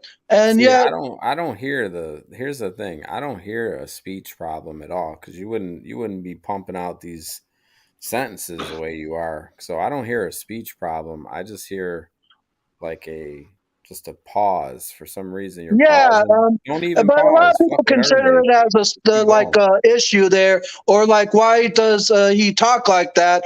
But I obviously get too much people that don't even know of me there. But it's Uh-huh. like you said, you don't see it as an issue, just a bit of a pause. It's because Just a how little my brain pause. operates when like processing of what my thoughts of what I'm like saying of what I'm speaking of. Yeah, I used to play ice hockey a lot, and we do this all the time. So we used to be talking. I still do it now. Matter of fact, you talk just like me. So and then I'll stop and I'll be like, and that's if you watch hockey, you'll see a lot of hockey players during the interview say, Mm-hmm. "Yeah, we had a good first period," and that's pretty much the same thing you're doing. There ain't nothing wrong with that. That's all you just sound like a hockey player. That's about it. Mhm. I don't hear no speech issues with you at all. Really, I'm not even. And trust me, I'm not the nicest person in the world, but I don't really hear an issue with you speaking, man. And even if there Mhm. is, who cares? Yeah. It doesn't make what you have to say any less A valuable. woman will still fuck you for $100, Third Angel. Remember that. No matter what city you're in, I dropped a little website Oh for you. God. Go Google that. Make sure you got pants on though while you're on the stream. I won't I talk to you if do. you're not I wearing pants. do. I got pants on. Don't be up here in your dungarees, Oh talking my to us. God. Wait. We were supposed to wear pants? Oh, What the fuck's Jesus. going on in there? Oh my God. Yeah, Listen, up, Angel. after Just all make this, sure I you had to wear get a pants. drink. I couldn't help myself. Wear some pants. We're gonna get you out and about. You got like a Buffalo Wild Wings or something? We got to get you out drinking a couple beers, relaxing. You need a couple beers, some wings. Well, it's like I said, I don't drink and I don't smoke there. Yeah, well, I mean, hey, listen, the life's short. Go have yourself a couple beers, smoke a cigarette, and just relax. You know what I mean? Yeah, just do it. Just do it like Nike. Oh my Just God. do it. Yeah, this guy, he smokes 4 packs a fucking day. You're gonna be all right. Smoke a cigarette, But kid. I don't know what my alcohol consumption would do to me with everything that I still am still have from what I was diagnosed 18 months old. You got a Cash App? No. We need to get your Cash App up here, and we need to get you going. We need to get you, some money flowing in your pocket so you could buy weird shit that you want. And you got everything you need. If you could buy one thing right now, what would you buy? Is there anything that you need for your crib, your apartment? What do you need? Some newer used computer, preferably a desktop tower there. I tried laptops over the years, and they just always seem to give me like some type of issue. Even regardless if I am not using all the RAM. I even had a 16 gig RAM laptop one time with a 1 terabyte SSD drive and a 2 terabyte HDD drive there, and it's still like shot out and died on me there. Yeah, You got to stop watching internet porn, bro. You get viruses. That must be it too. That's got to be it. You're right on the money with that. Yeah, I broke a lot of computers with porn too. I bet you did. I bet you did. So you need a laptop. Degenerate. You degenerate. You need a laptop, is what you're saying. Third Angel, No. we need to get you a laptop. This whole entire channel just went way off. Right? Well, I mean, 777's got this whole wholesome dad vibe going. And I just don't want to derail him. I'm here for it. I like this 777. I'll be quite honest. I was like, here in 777, I'm like, I'm excited for 777's kid. Like, he got a solid dad. Like, that's actually really cool. He's gonna work. I mean, I already got plans for my son. I got his jobs all lined up and stuff. Like, I got an interview lined up for him as soon as he turns of age. You know what I mean? Dude. You got to make these kids work. As long as you get out there and work for a living, and make a decent living, no matter what you do, you're gonna be all right. My kids are running my business. They ain't got no choice. Right. That's a good thing. That's a good thing. Reckless, I'll be quite honest. 777, made it comedy night tonight. He's made me and everyone else laugh their butts off, obviously there, and so much so I'm having to have my Quincy doll protect me. Oh my goodness! He said not the Quincy doll. He said the Quincy doll got to come save his soul from 777 tonight. Oh my goodness! I've never seen no Quincy. Man, I know, you want to help me explore further things in my life there, but I would love to maybe go to maybe some baseball games this summer here in my area of Arizona there. And probably go to a couple of up-and-coming events. I know there's a Metallica concert coming to the area sometime later this summer there. There's some options up the road that I want to explore and do there. And just so you know, there is a Buffalo Wild Wings about 3 to 5 miles away from where I live there, so it ain't too far there. So he wants that hooker, he's saying. But I just wouldn't, of course, get alcohol there. I wouldn't drink that. I would probably use if people want to send me something to get some type of food, or maybe not a hooker, but maybe Listen, I'll tell you what. I'll be honest with you. You tell me when that Metallica concert is. You tell me. You message me. You tell me when that Metallica concert is, and I'll get you in there. Do you got a Cash App, young man? Yeah, I do. Give me a moment, guys. I'm gonna look it up here. Ray, throw it in the back chat. We'll get it. We'll put it up. We'll put it up. I'm actually put up this Cash App for him. Angel, would you be open to drinking mescaline? What's that? It's way better than alcohol.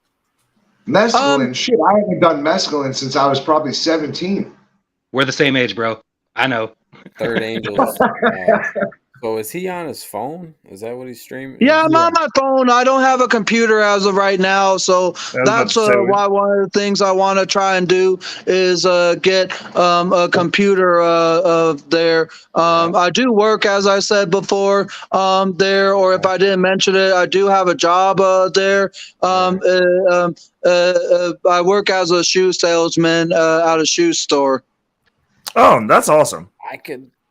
I could see that. All right. All right. I'm gonna answer a question. Oh, go ahead. That was do you said. do women's or men's shoes? Fuck. I'm gonna go smoke a cigarette. All right, how about that? Oh my god! No, answer the question. Pumpkin has initiated the first smoke break. Dude, you mentioned someone doxing me and firing me from my job, right? Right. That's one of the systems that New Frontier is trying to set up. All right. So all right. I don't know if you guys see the private chat. on StreamYard, but I just posted the link to Ticket Center's schedule for the Metallica concert. That is like a 2-day event, but I just chose September 1st there because I don't think I'll need to go to both of them. Just one would be good enough for me. And the ticket inventory is very limited as of right now. Right. And the cheapest one that they have is $169. That's probably the one we're gonna get. We're gonna get you that one. All right. So let's take it easy now. Yeah, Bro. take a breath. Yeah, take a Take a breather. breath. We'll make it happen. Go ahead, Okay. Bumpkin. Go ahead, Bumpkin. Ray, how you doing, Ray? You all right tonight? I'm good, dude. I'm just letting it. I'm soaking it all in. I love you, Ray. This is a great show. Thank you for having us all up here. And I don't know what I just stumbled upon. My night was Seven, fucked don't up. you have a channel? Well, you I stumbled do upon have another a channel. child, is what you did. You adopted him. Like you got 2 kids now. This is my Yeah. grandson. But We're gonna start calling you Papa Trippa 7. That's your Go new ahead, name. Bumpkin. God damn it! All right, let's let Bumpkin continue. Bumpkin's about Fuck. to explode. Oh, He's no, got Hey, it. Buster, really I know not. you had something you wanted to say. Go ahead. Yeah. So the whole point of New Frontier is to build a sort of like a parallel society. That's the whole point. So an entire connection of jobs and small businesses and stuff like that are owned and ran by our guys or owned and ran by people that agree with us via politics, to set up areas for people to be able to live in. There's a lot of cheap abandoned properties that you can buy up, you can renovate, to help the homeless, but also to have a system in place in case the major society decides, okay, let's dox this guy, let's have him fired from his job and all of that. Well, New Frontier can be there and say, all right, if you want, here's an entire list, right? Here's an entire list of places in your area that you can go work at. Entire list. You can't be doxxed if you own your own company, bro. Just own your own company. Just own your own company, but that isn't necessarily for everyone. And I feel like there should be an option for people to be able to. It should be for everybody. It should be for everybody. To own your own company. Not everyone is going to own their own company. I don't know that I don't think I agree with that, because if that was the case, then we wouldn't have peasants, and we've always had peasants. So like, not everybody's built to be in front, in charge, or leading. Like that's just not. That's not a realistic expectation. True, but you don't know if you can lead unless you try. And I encourage every single person out there for stability and wealth. I encourage everyone to try to build it in their lives, any means they possibly can. And you're not going to get that working for someone else. You're just not.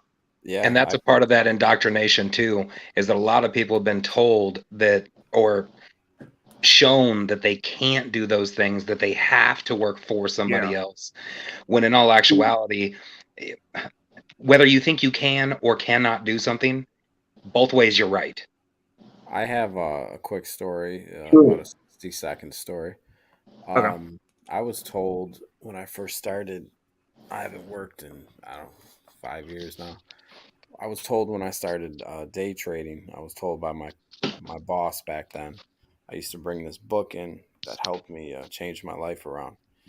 And he used to say, what are you doing with that? He was a real corporate sellout cocksucker.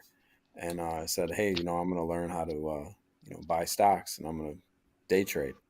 And he goes, you don't have enough money to learn how to buy stocks, or something real ignorant. And I was like, oh, all right. That stuck with me for the remainder of my career there.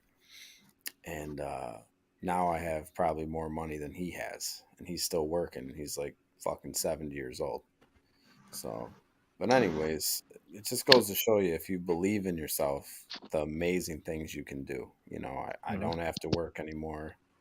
I could jerk off all day on my back if I want. But literally, if you just believe in yourself, But I'm sorry to interrupt or anything like that. Don't start getting all horny, third angel.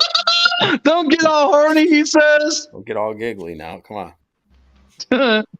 Well, obviously you made me there, 777, but I love you, man.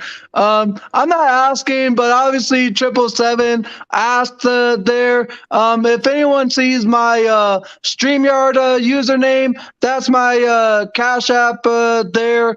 $ Angels Army 2. There we go. Oh, All there right. we go. There we go. That's We what I got was you up here. asking. I would donate, but I'm broke right now, bro. I'm sorry. We'll just keep it up there. We're gonna send you money. Don't worry. Keep it up though. Hold up. I got him. I'm going to put it down at the bottom. This is my good deed for the month. Because I wasn't even asking for anything tonight there, but you have to take with what you can be given and that kind of stuff there. Absolutely. We Hey, got you, bro. You miss 100% of the shots you don't take. Absolutely. We're gonna get you some strippers, we're gonna get you cocaine. We're gonna get you. I mean, you haven't lived till you sniffed a nice line of cocaine. You know what I mean? Jeez, man. I'll tell you what, There you go. stockbroker makes sense. It makes sense. We're dedicating the Nothing next wrong with a nice hour. line. We're dedicating the next hour to Angel. We're trying to get Angel some strippers. Send him some money. It's like Absolutely. Pringles. Listen, the third angel, remember, cocaine is like Pringles. Once you pop, you can't just have one. You know what I mean? Cocaine is overrated. Cocaine. Is Well, overrated. you haven't done the as right hell. type of cocaine. You Or it's haven't- it's like the old lady saying, I bet you can't eat just one. Exactly. There you go. Listen, One you time I tried you cannot give this child. Sorry, not child. To me, you're a child because you're a lot younger than me. You're not a child, though. You cannot give him a line of fucking cocaine. You can't even give him a bump of cocaine. Where you fucking? I wonder how he would do. I hate to talk about you like you're not here, Third Angel, but I wonder if we just all sat down on, we had the table in front of us and we were just chopping up lines. I wonder where that would have you going at the end of the night.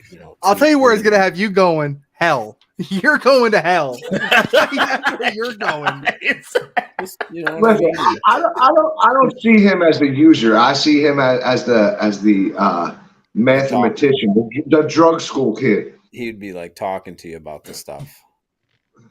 I could see you. Like completely me blown as that a out. mathematician, did you just say there, Mike? Yes, I did. Yes, sir. Believe it or not, math was my favorite subject all throughout K through 12 there. I know you're intelligent as hell. You could play it off with that speech impediment, but you are. I know you're smart. Right. I can tell right now. Very smart. But obviously, my speech impediment is the biggest form of judgment by people. I really don't Yeah, see but it. what is Bro, judgment? listen, Angel. I'm telling you right now, bro.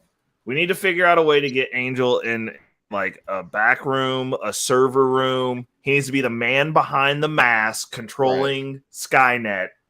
Literally, he can. I bet you this dude could fly like 4 drones by himself. You could be the new CEO of Binance now. Hey, Fact. if it makes you feel any The better, only- I was judging you off of your haircut. The only hindrance is you, bro. What's wrong with- Hair Oh, looks good, man. I don't know what you're talking about, Casey. His hair looks good. I mean, Yeah, it was just a joke. he's got a dude. Don't make. It was just a joke. He knew it was a Throw joke. the plushie at. We're throwing plushies at you. we gotta get you growing that beard a little bit more. We gotta get you the mustache fully grown in, and just stop shaving for at least 2 to 3 months. 2 to 3 months. You just stop And then doing we're that. Get while you're on contacts, get rid Don't of do that. Don't do that on the camera like that. Stop doing Well, this is, believe it or not, I never shaved one time in my life. This has been growing ever since it started in like 2016 or 2017, from what I remember. But it's just been growing slowly but surely. Right. There, I don't even use any type of like hair growth cream or Okay. anything like that. I didn't even know that kind of stuff existed, that you could like apply to grow like your beard and mustache a bit faster there. All right. Yeah. He's Some trying. He's people- doing the best that he can with what he's Doing got. the best he can. Some people just don't have good beard genes or good facial hair genes. Yeah, It's just, yeah. Sometimes there's just nothing you can do about it. It just Yep. sucks. It sucks, but I have a cousin Bobby that's like that. Man can only grow like a faux Manchu. That's all. Yep. He can Some grow. people That's got the all he can grow. unibrow. Some people get the fucking. And then if you shave it, you shave the unibrow, then it grows in even more. Yeah. Some people got the eyebrows that go all the way to the sides of their head, close to their ears. Like facial hair is just a fucking mystery. Like, did aliens? If aliens exist, do aliens have any facial hair? Who knows? Are they hairless? Like, what will help your hair? What will help your beard grow is sunlight and manual labor, or just working out outside. That works too. The more the heat is going to cause the sweat. The sweat actually helps your facial hair. Yeah, sweat actually helps your fucking facial hair. We used to grow up saying eat pussy grows your mustache. Oh my God. Listen, I do both of those things, and I still grow the patchiest beard on the planet. Well, you know what? They're only so much sunlight. All right, if you have bad genes, you have bad Casey, genes. it could be the STDs that have run That's in your body. Wow. I thought about that, but when I looked up the symptoms, it didn't say like patchy beard. It's all right, man. You got a couple years left. Don't worry. You got about 5 years. Bro, in 5 years I'll be 50. You'll be out of here in about 5. He said you'll be out of here. He said it's cool, dude. You almost done. Dude, I never planned on making it past 30, so the show was originally group economics, or what did I walk into? Yeah. Oh, hold up. Dr. Nakumbe hit me with the Cash App, bro. Thank you so much. Hold on, I gotta drop some stuff. I gotta do some stuff and things. Gotta drop this, and we gotta hit him with the Ed McMahon. Oh, do we want to hit him with the Ed McMahon? Hold on. Actually, Nakumbe, you didn't get to see my intro because you were doing your show. So for your Cash App for the 20 ball, we're gonna hit you with the Guns and Butter intro. Hold on a second. I got 2 of them for you, and one of them take CT's fucking must be the money and just take it as yours. I just want to let everybody know that my name is Dr. Jordan Peterson, man. It's no joke. I think that spaces like this for men are incredibly important. We don't have places where men can support men any longer, and it's terrible. It's no joke. So tune in to Guns and Butter. This is Dr. Jordan Peterson saying, I approve this message. Ladies and gentlemen, from parts unknown, we have an interracial, intermingled, intersexual group of Caucasian men and wife beaters and black men of questionable melanin. Put your hands together, make some noise for Guns and Butter!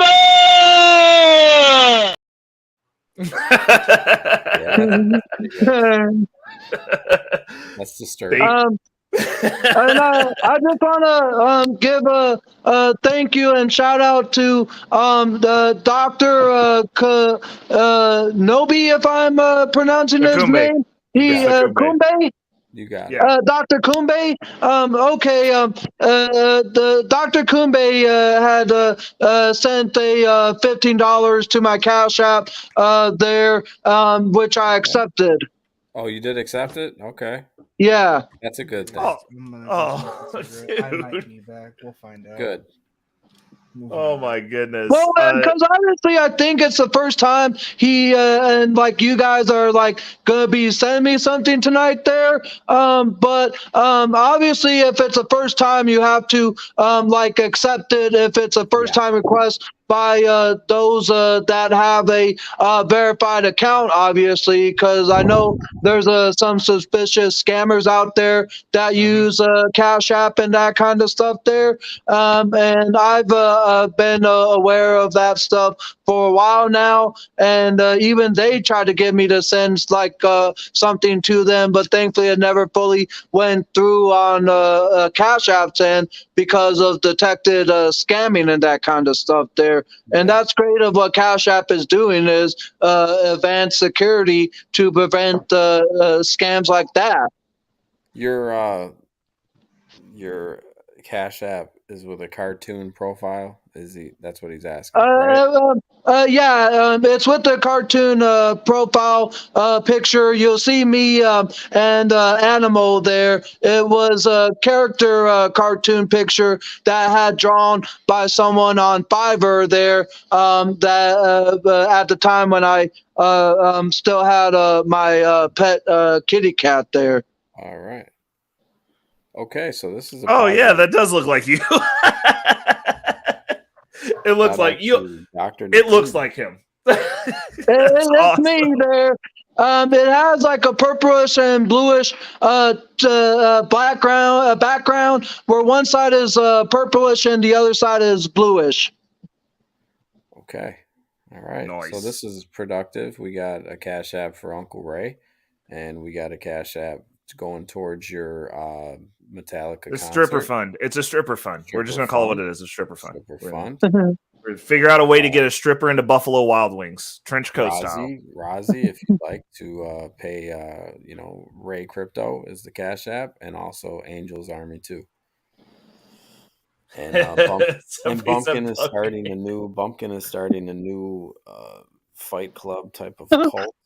He's doing a Fight Club type of cult where he's growing a whole city. And if you'd like to donate to his Cash App, it's on the screen. Oh my goodness. No, this is great. I love y'all. This is awesome. Frontier 1 is his Cash App. Also donate to Casey Moe. Casey Moe is going through he's HIV medicine is expensive. His insurance isn't covering it. And he's sick. He's very sick, and help him.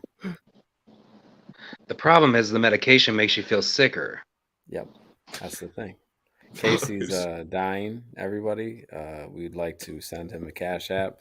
His Cash App is just send it to Ray, and I'm sure Ray will send it. I just need to get enough money to get him in the ground, guys. Like, yeah, he doesn't need it. There's not going to be a funeral. There's not many people that love Casey. We're gonna do a fish fry for him. We're gonna do a fish fry at the local pizzeria, and that's about it. And we're gonna have a nice, going away party, pretty much. Yeah, and then after that, we're gonna go buy angel strippers. So, and we're all going to the concert. We're going to the Metallica concert together with Angel. Mm-hmm. Actually, Angel, you're gonna stay home, but we're all gonna go. We're gonna split the ticket 4 ways. And so, thank you, Angel. We're gonna go, but you're gonna stay home. All right, Angel. All right. How you doing? You doing good, Angel? Angel, let's see if your computer works good. Let's see you log off and come back in. I'm on my phone. I don't have a computer. As I said. Let's see you leave the studio and come back. Don't do that. Don't do that. Don't do 777. Stop doing that to people, bro. Oh my God. There's not shit, and then there's you, bro. Like, you are evil. I know that Bumpkin done gone on a smoke break again, dude. Like destroying souls up here. Oh my God. Let me see that pull out. Bring me back to college. I used to fuck on those. Things. The futon. It's tough to fuck on those things too, because all you hear is fucking. Every once in a while, a bolt comes loose. And you hear it roll. And you just fuck it right up. It doesn't pull out anymore. I had the fucking futon covered in cum back in school. Oh, jeez. That thing was like. It was black too. They're all black. The futons always have that black like mattress looking thing on it. Oh my God. Seven, didn't you go to an all boys school? No, I did not, sir. No, I did not. Thing had a lot of cum on that fucking thing. If we took a black light to that fucking futon right now, Third Angel, I could only imagine, son. Dude. That's terrible. Look like a Jackson Pollock. All right, you took it too far, Casey. I'm sorry. I'm sorry to bring fine art into the conversation. Yeah, Oh my! Nobody wants fine art, Pumpkin's currently cutting himself. bro. Probably, dude. You be sending people down these dark paths, man. Every time. I don't. What are you drinking? What do you got? What do you got there? Dude, I got that Snapple fruit punch, man, from yesterday. Let's do a commercial for it real quick. Let's do. Okay, so what we have here, we've got that Snapple fruit punch. Now, I don't always get thirsty when I'm on stream, but when I do and I want a little bit of flavor, I use Snapple fruit punch. The thing that you got to understand about Snapple fruit punch is this is made with both artificial and natural flavors. It comes in a nice, not so economically friendly plastic bottle, but we're not talking about that. We were put here to make plastic, and Snapple is doing their part. So I suggest everyone go out right now and get yourself a Snapple fruit punch. Oh, snap! My face got a Snapple! Yo, let me say something. Snapple apple, there ain't nothing that beats it. The best. The best. That's too funny. The best. Be like, what's going on? Be like, how based are you? Are you so based you have Snapple? When do you get the call one of these days by Snapple? Hey, is this Reckless Ray? Yeah, we saw a stream you had up the other day, and it's how some big money starts pouring into the show. You have to understand, Ray is my brother from another mother. Like, bro, like that's so funny. And you know what's messed up was like I had like a moral dilemma between the apple and the fruit punch because those are the two that I get. And I was like, man, I haven't had Snapple. I've been drinking this, and believe it or not, this has been around since I was probably 15. Yeah. They used to be glass bottles. This is the only thing I drink, man, honestly, besides coffee and gin. I mean, I got all three here. I got Snapple apple, gin. I got coffee here. There we go.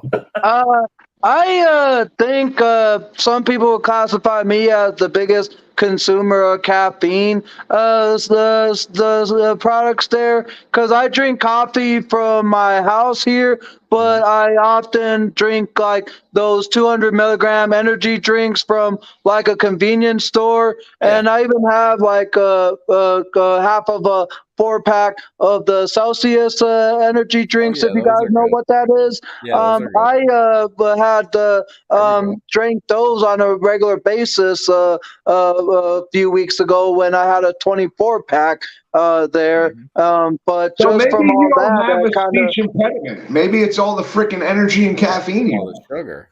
Dude, yeah, you're like a little Energizer bunny, Angel. What are you gonna do when we get you all these strippers, bro? I don't know. I feel like Angel's gonna get in there. He's gonna go dumb in the cut and then start putting in rounds on these chicks. We might have to get he's gonna be like Ron Jeremy with an Energizer in his mouth.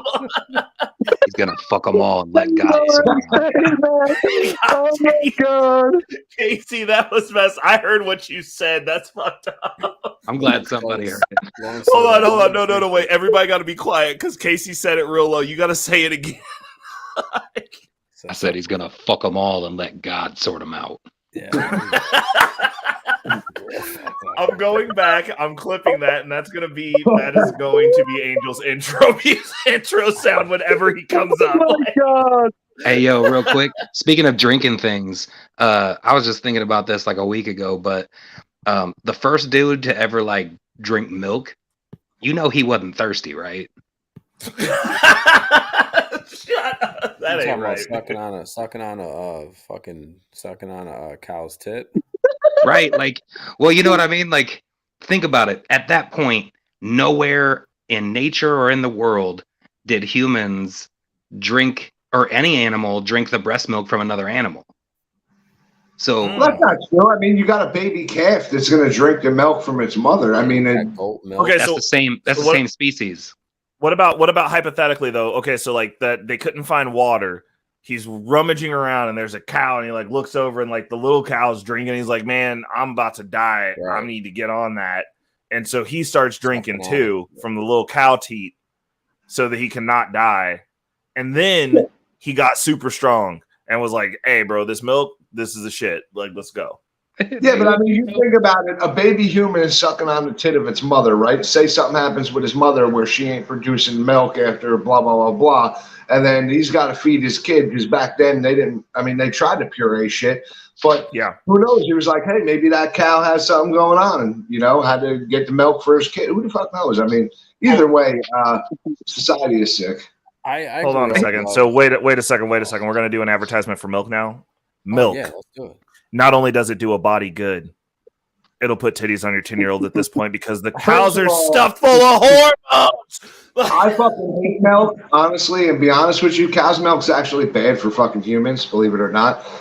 Goat's milk is 10 times better. It's easier to digest in the system. Cow's milk's crap. They're easier to catch. A goat is less likely to kill you while milking it.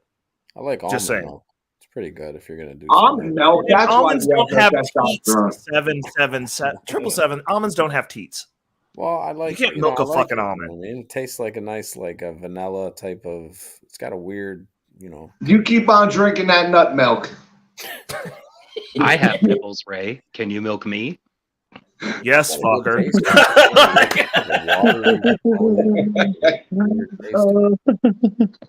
Hold on. Lawrence, I don't have a pumpkin head, bro. That's rude. Wow. I'm not gonna be celibately gay with you and play video games if you're gonna tell me I got a fucking pumpkin head. Like you're not gonna be on our team. Lawrence says You're out. You're out, dude. Lawrence is fired. We get our water from a well which connects to an underground lake. What the fuck, Lawrence? Goat brie is amazingly smooth. All right, we're fucking going down a weird path here. I've never had goat milk. I've had goat cheese though, and that stuff is delicious. So sounds gross. Cheese is I just had it tonight. Are you kidding me? I just had one of those friggin' artesian pizzas with feta and everything on it. Oh, with the dude, I love it. I've never had it. So I'm not saying that it is gross. I'm just saying from like outside looking in, I don't know. Dude, goat's milk is and even goat's cheese is so much better. I mean, dude, you guys are eating that processed government cheese. Go get you some feta cheese and watch what happens. So much better. Feta is one of the most worst cheeses to eat, as far as nutritional. What's that? Feta cheese is one of the worst cheeses for you to eat. It's so high in sodium. Why? Because it has a high salt content, and they tell you that salt is bad for you. Well, and it smells like sweaty feet. That science? Salt is bad for you, though, Rage. It's not bad for you. Have you ever? Oh, snaps! Hold up! I want to welcome Mandrell. This is first time over to Mandrell. Are you gonna help us get Angel some strippers or nah, bro? That's the only question I ask for you. And if you don't have a solution, I'm kicking you off my panel, bro. Oh, okay.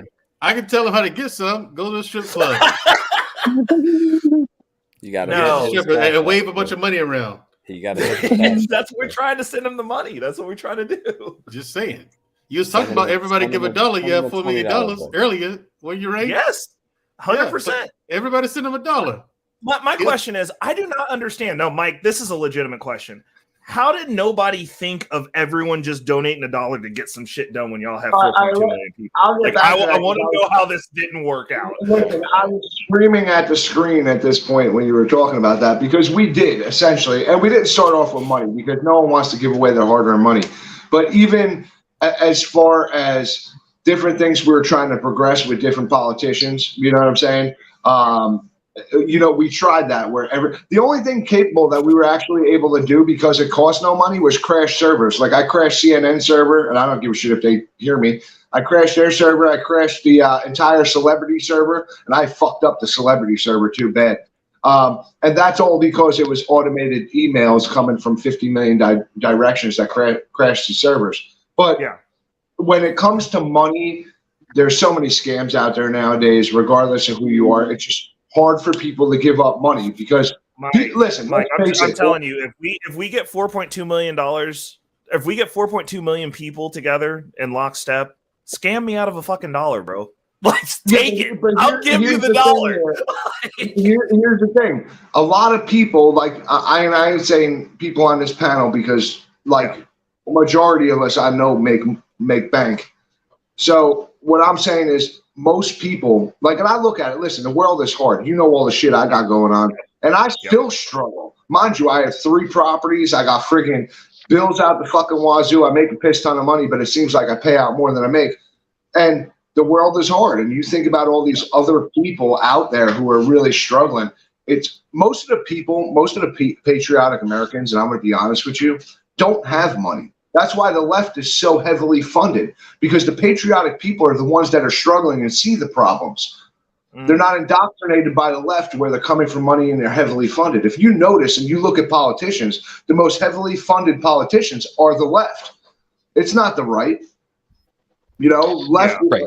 I mean, I hate to say that, but it's the truth. Most patriots in America are poor Americans just trying to stand up because they see the problems firsthand. You know, if you're living in the hood, you see the problem firsthand. If you're living in a white trash fucking neighborhood, you see the problem firsthand. You see the poor people. You see the homeless veterans. The rich ain't seeing it.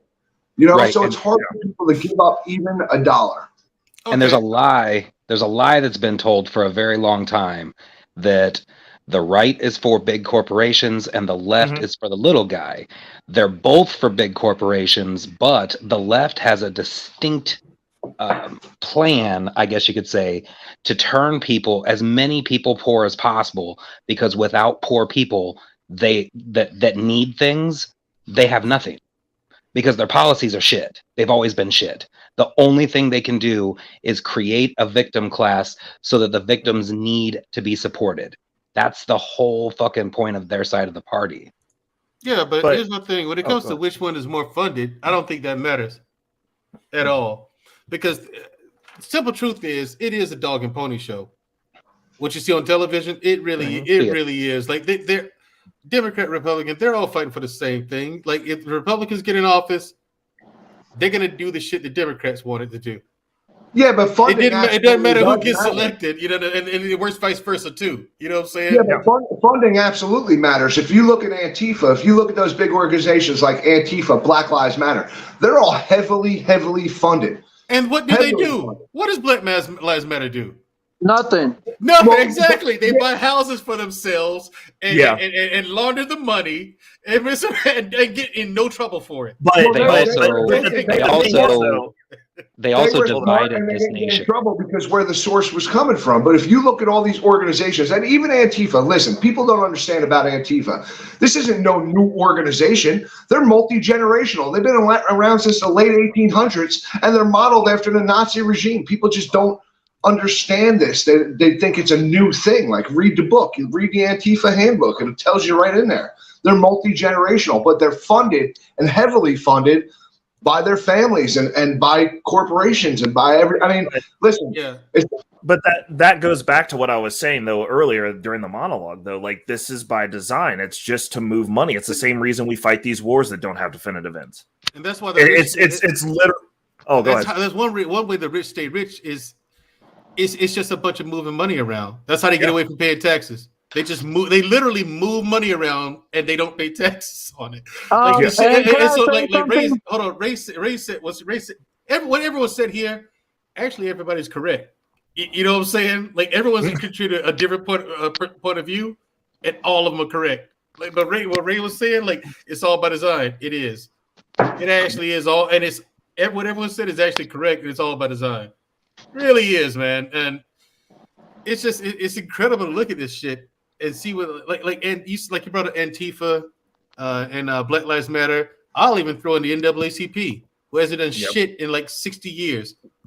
You know what I'm saying? But they still get donations, right? All they do is they still get donations. They still collect money and do nothing. They do the same thing the government does. They exist to perpetuate themselves.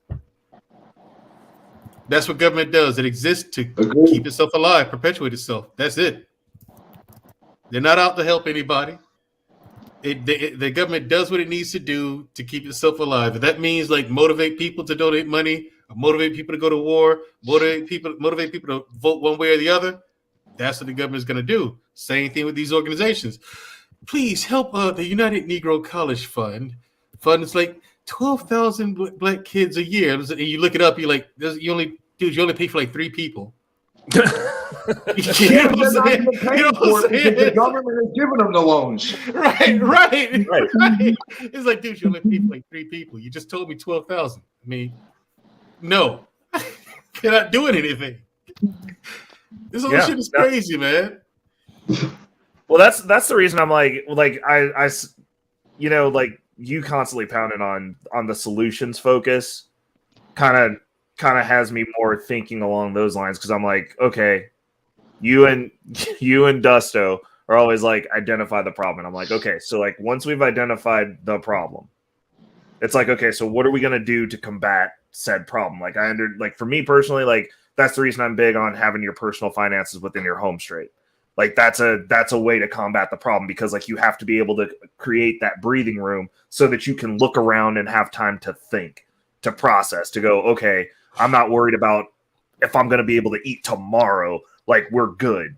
Like if something happens, or if I say something somebody doesn't like, am I going to be able to navigate myself into a position? Am I in a network where I can facilitate another means of producing income? The biggest problem in this nation is complacency.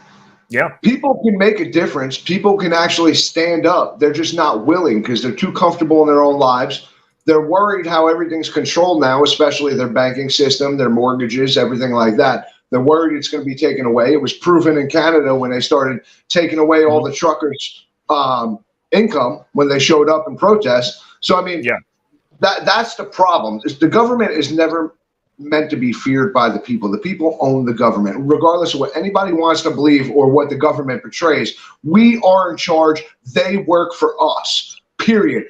January 6th wasn't an insurrection. You want to know why? Regardless of the manipulation, regardless of the infiltration and what happened that day, that building belongs to the people. Whether anyone wants to believe it or not, it doesn't belong to the government. It doesn't belong, to anybody, any politician. It belongs to the people. So how is it an insurrection? This is what people don't understand. The government is funded and works for the American fucking people, whether they like it or not. That's the way it is. That's the design of it. And we got to stop letting them instill fear in us. And people need to come out of their complacent lives, stand the fuck up, and do something about it. And start some fires. So start some. Oh no! I'm dead serious. I know that sounded like a joke, and I mean, it was slightly hyperbolic, but not really. Like, I mean, hot and cold revolutions have to happen. And the thing is, he's not wrong, and I wrote it in the chat last night. I don't know if you saw it or not, but the original meaning of the word citizen means co-ruler. So the United States was unique in that it was the first time that the governed were also the governors. And somewhere along the line, and I'm not going to say 1913, although that's exactly when it happened with the passing of the Federal Reserve Act by Woodrow Wilson. But somewhere along the line, we stopped having the power to control the currency. And once we stopped having that, we stopped having any power at all. Yeah. Yeah. Because we're indebted to the Fed. They own you. That's literally how they've established control everywhere. Is like you put in a central bank, the country becomes indebted to the central bank. Once you control the money and the capital flow of a country, it doesn't matter who makes the rules. Right. Because rules don't apply to you anymore. You owe me money. And then they'll give everybody a number that's associated with their portion of that debt. That's your Social Security number. I mean, it just is what it is. You are the collateral. JP Morgan didn't know what he was doing. I mean, you think making American currency not gold backed anymore? You think it all wasn't thought out? I mean, this was planned. I mean, it was in their rule book. And it was a long game. And it was both parties because Nixon's the one who completely finished it off. Yeah. So I mean, that's what happens when you move to a fiat currency. It's that generational incremental push. It's not necessarily, hey, we're gonna do hot and cold revolution tomorrow. It's like, we'll just do one policy. Let's see what we can get done this decade. Okay, listen, it's psychological warfare. I mean, listen, you've heard Yuri speak. I mean, it's psychological warfare. It's demoralization of society over a long span, and it actually happened 10 times fold. Yeah, right. And then they run. Go ahead. I was just going to say, then they run tests. So this COVID shit, they knew that those masks did absolutely nothing. There is zero evidence to suggest that those masks will protect you or anyone else from those little virus. Well, no, masks are for people that are sick. Masks do work if you are sick. If you are sick, it helps with stopping transmission from yourself. But everyone putting them on is asinine. You only need it if you're sick. Listen, first of all, you think these wildfires aren't coincidence? If you notice, everybody in New York right now has the masks back on. They can't introduce another virus, but they will make you comply one way or another. This is it's not, it's not coincidence. It just didn't happen like they said it was going to happen. Like, look at the way things are going right now. They're all starting to wear masks. Again, there's going to be mandates. Things are going to close down. Schools already started to close down. Soon, jobs and businesses and all that are going to close down. And it's history, short history, but repeating itself all over. The control, the introduction to socialism. That's exactly what it is. Those masks were a test. It was, let's see how far we can go. Let's see how much control we can actually push on them and see if we get any pushback. And the pushback was so minimal that they realized, okay, we've got it. Like, all our hubris before was nothing compared to what we can do now. Now we can just tell you, dude, men and women don't exist, and you're all going to just eat shit. And we do. 100%, bro. 100%. So, hold on. Mandrill, what are your thoughts on that? What did he say? He was talking about the mask being a test and compliance to see how far that they can push on a societal scale to get large groups of people to comply. I mean, I already know that. Look at 9/11. Right. Yeah. Yeah. I mean, and granted, that was a while ago now, but so I guess if that's the case, if this is a test to see if you get massive number of people to comply, it's probably a checking of the temperature. Yep. They did it to see. They did it, and now let's observe what happens. You know what I'm saying? Okay, they got people to comply because they shut everything down. And they didn't shut everything down, just a lot of stuff. Got everyone to wear masks. Now people aren't wearing masks. So I think the whole thing with the masks, it won't be something with that anymore because people just didn't want to wear it for whatever reason. They're not uncomfortable. I think people are just annoyed with it. Oh, I didn't like it. No, screw that. I can't breathe with that shit. I'd rather have a cigarette in my mouth. Actively fighting the germs on the way. Hold on. My point is this: ultimately, when things like this happen, we can debate all day whether the government did it on purpose or not. However, one thing is for sure: it happened. Every natural disaster like this, they take full advantage of it. 9/11. Look how many people and corporations got money from that. Filthy fucking rich. This situation. Look how many banks and businesses got endowments. And all kind of crazy shit. Like things like this, they take. This is why I think people are skeptical about stuff like C-19 because there's money being made off of it, and a lot of it. Yeah, right. But and it was the transfer of wealth. Yeah, like I said, now, that is for sure. Whether it's we can debate whether or not it was on purpose or not. We can. However, one thing's for sure, they took full advantage of it. Yeah. Right. I don't really think it's even important whether or not it was done on purpose. The reaction was very purposeful. There you go. That's the key. That's the key. Well, listen, and a lot of you guys don't know. I think Ray might know. I stood in the center and in the middle of ground zero. Okay. I could tell you everything that happened that day. I could tell you when I came over to George Washington Bridge. I could tell you everything that shut down, including telecommunication, everything. I can literally verbatim. I remember it like yesterday. It's part of my PTSD. And did everybody comply? Absolutely. But I think 9/11 kind of backfired on the government just a little bit because it brought unity. And that was a huge problem for the government. It was the first time in history our country was unified as a nation. Black, white, and different did not matter. Didn't matter your religion. It's the first time we were unified, and I think that backfired on the government, and they needed another way to destroy that narrative. And their official story was so wildly inaccurate that it caused people to wake up. Well, they had to go back and discredit like literally the dude who built the building. It's just like, yeah, you're also a liar. It's like he's like, I built it. We don't care. Now that whole thing. Now there's a building that was, I think, a block or two away. Building that was hit by nothing. And there's this news report. They were reporting live. BBC. You see the building just fall down. It's just like, yo, what happened with that one? Yeah, no, the BBC reported that it came down before it even did. You remember when you were younger, though? Yeah, that whole thing is it's like, all right, hold up now. It was a sympathy fall. Wait a minute. Sometimes when you see somebody fall down, you fall down with them so that they don't feel so bad.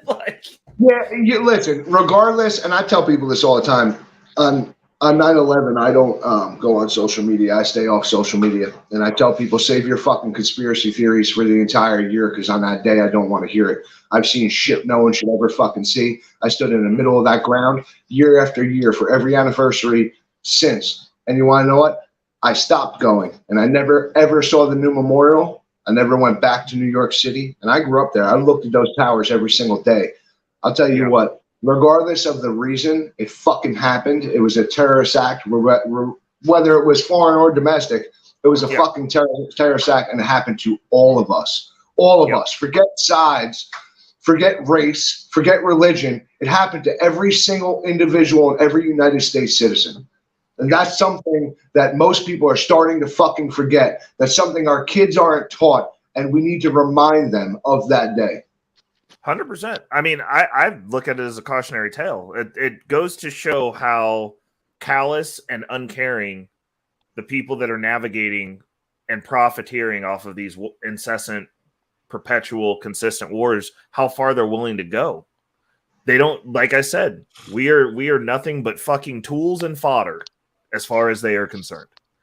And this is the thing, our government, listen, the American people, I'm sorry to say it, and a lot of people are going to get pissed off, we're never going to fucking stand because we ain't got the fucking balls. The only thing that's going to happen is another country is going to come here and do the standing for us. And then maybe then the men that are left and do have a little bit of hair left on their balls that isn't singed from the fucking bombs and fodder are going to stand up and do something.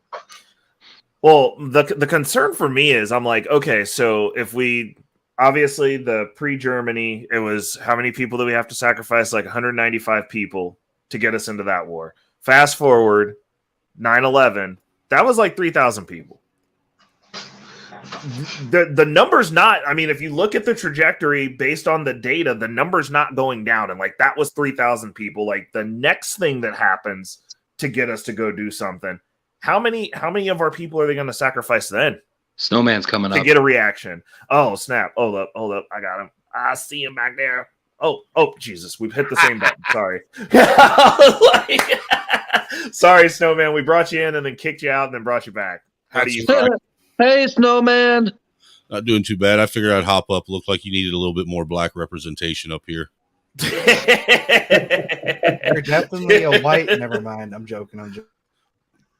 Oh my goodness. I agree with him though. I mean, it doesn't matter really at this point. It doesn't really matter who did and why anymore. It happened and it led us to be in a war for 20 years. Now I'm not gonna lie, call me a sadist or whatever, but I mean, the war was actually fun in some ways. Other ways it wasn't. Yeah. You know what I'm saying? And America came out on top in a lot of ways because of that. I mean, but then there's other shit. Again, I think it's kind of a wash with this one because in other ways, some people make some boneheaded plays, just flat out fucking stupid. Look at how we pulled out of there.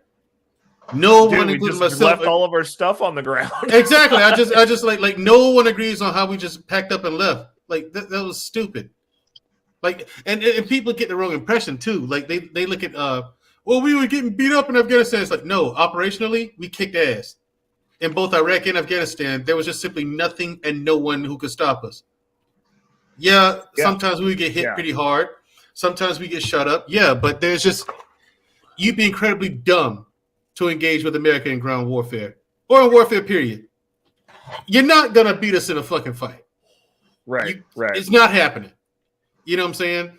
Operationally, we just ripped them a new one, and all thing they did was go in those mountains and embed themselves and come out and hit us with ambushes every now and again. You know what I'm saying? Catch us off guard. The point of guerrilla warfare. Yeah, that's overextend your enemy. Let me add some context though, because like a lot of people, this is Mandrell's first time over here. All of his missions, he was 150 miles over into enemy territory every single one.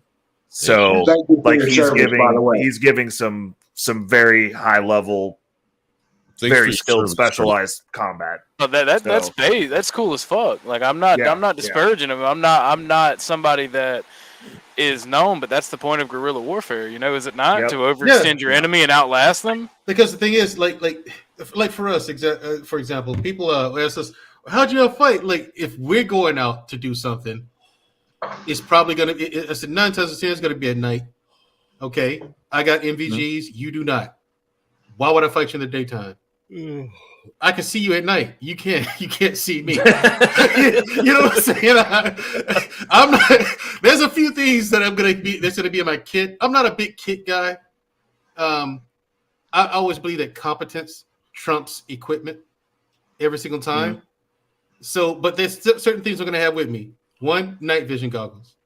I don't care if it's high noon. I'm having my night vision goggles because I don't know how long I'm gonna be out there. Water, number 2.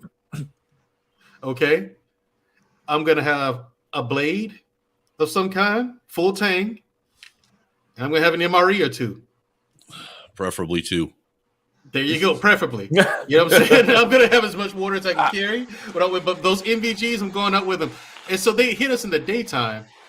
But it's like, okay, cool, but you're hitting us at our fob, and we've got artillery. We can see it. We can see the flash come from your AKs. I mean, I don't understand why you. Fine, whatever, hit them. Not you know what I'm saying? Like, it feels like that. It's like not trying to be funny. Like legit question. Mm-hmm. You mentioned a pack, right? How many pairs of socks would you carry? Like for like, I'm being honest. Like depending. Oh, in a pack, generally 2. 2. Yeah. Would that be? It depends on where we are. It depends on where we are as well. You know what I mean? What season it is? Like if I'm in, like in the desert, I pack. I would pack cotton socks as opposed to wool. You know what I'm saying? But if we're for absorbency, yeah. Okay. You know what I'm saying? But if it's going to be somewhere where it gets wet, like say in South America, I would pack wool socks because wool socks they dry out a lot faster than cotton socks do. They don't hold on to. They don't absorb anywhere near as much water either. So and they keep your feet warmer. Yeah, and they keep your feet warmer. I mean, it's hot down there, of course, in South America, but still, the functionality of the wool socks versus the cotton. It's a different terrain. Very different. Yeah, and if I'm going to do a lot of walking, like ruck marching, I'd wear silk socks underneath those socks because it gives this slipping sensation. I can't. You know what I'm saying? So it doesn't chafe. It doesn't chafe the ankles, and it doesn't cause blisters. I can't stand the way silk feels against my skin.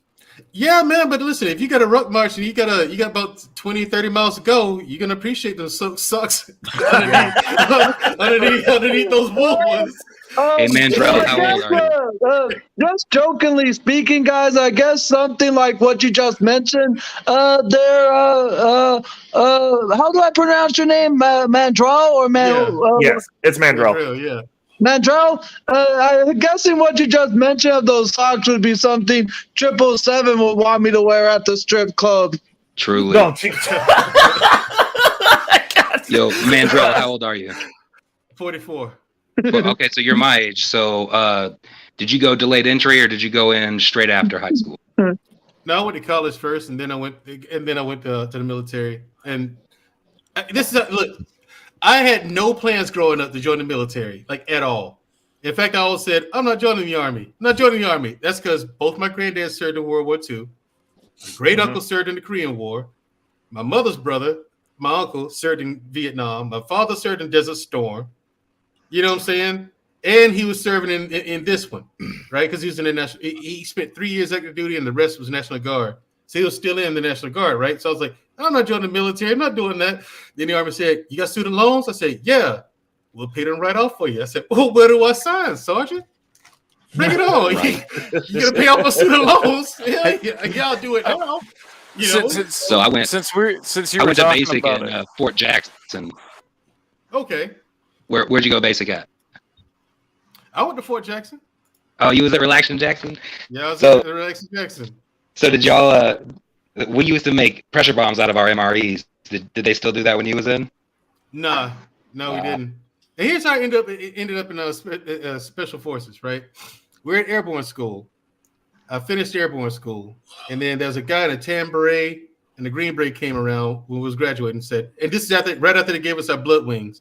Anybody want to go to RIP, which at that time was Ranger Introduction course, right? Mm-hmm. So if you want to go Rangers. Another guy says, anybody want to go to Special Forces Selection? And so me and a couple of guys who had the same signed up for the same MOS, like, hey man, let's go ask some questions. We asked them, what happens to us if we get there and we don't make it? They say you go back onto your original MOS track. We figured, hey, we got nothing to lose. So, I mean, what the fuck not? We tried out. I didn't expect to make it, to be honest. I expected to come back with a story like, hey, man, I tried it, man, but that shit was so hard, man. It was tough. I didn't make it. I thought I was going to come out with I didn't make it story. But I got there, did the best I could, and lo and behold, there I was.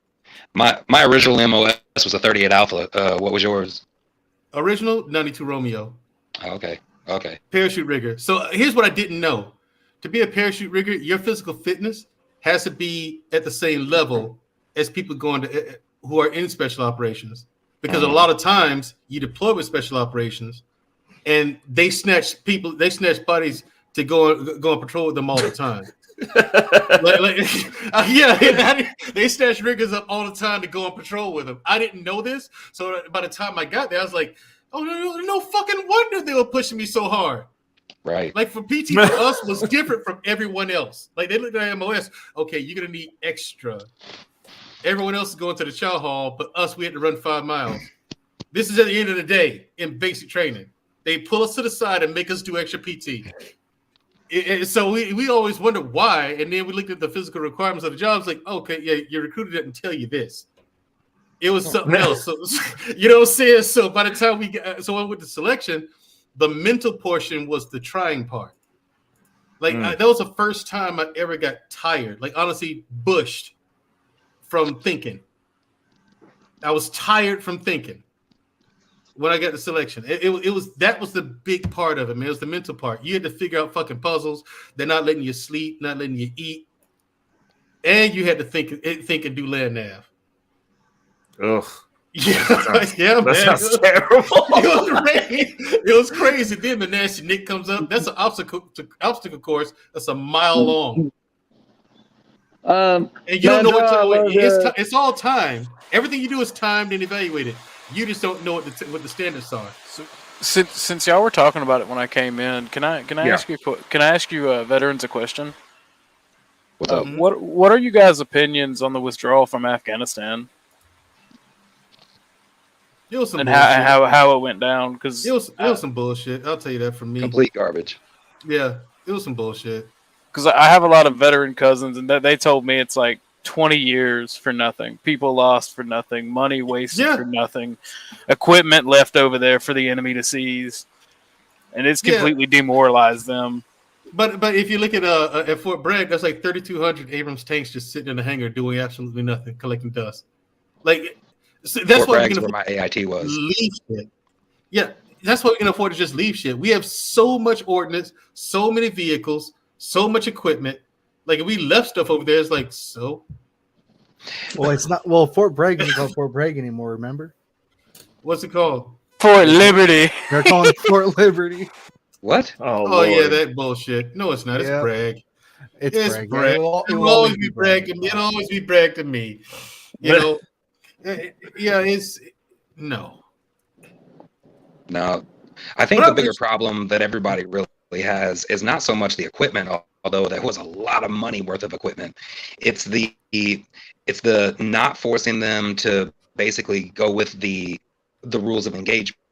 Like Trump set down specific rules, and if y'all didn't meet these benchmarks, not only are we not leaving, we're gonna fuck some shit up.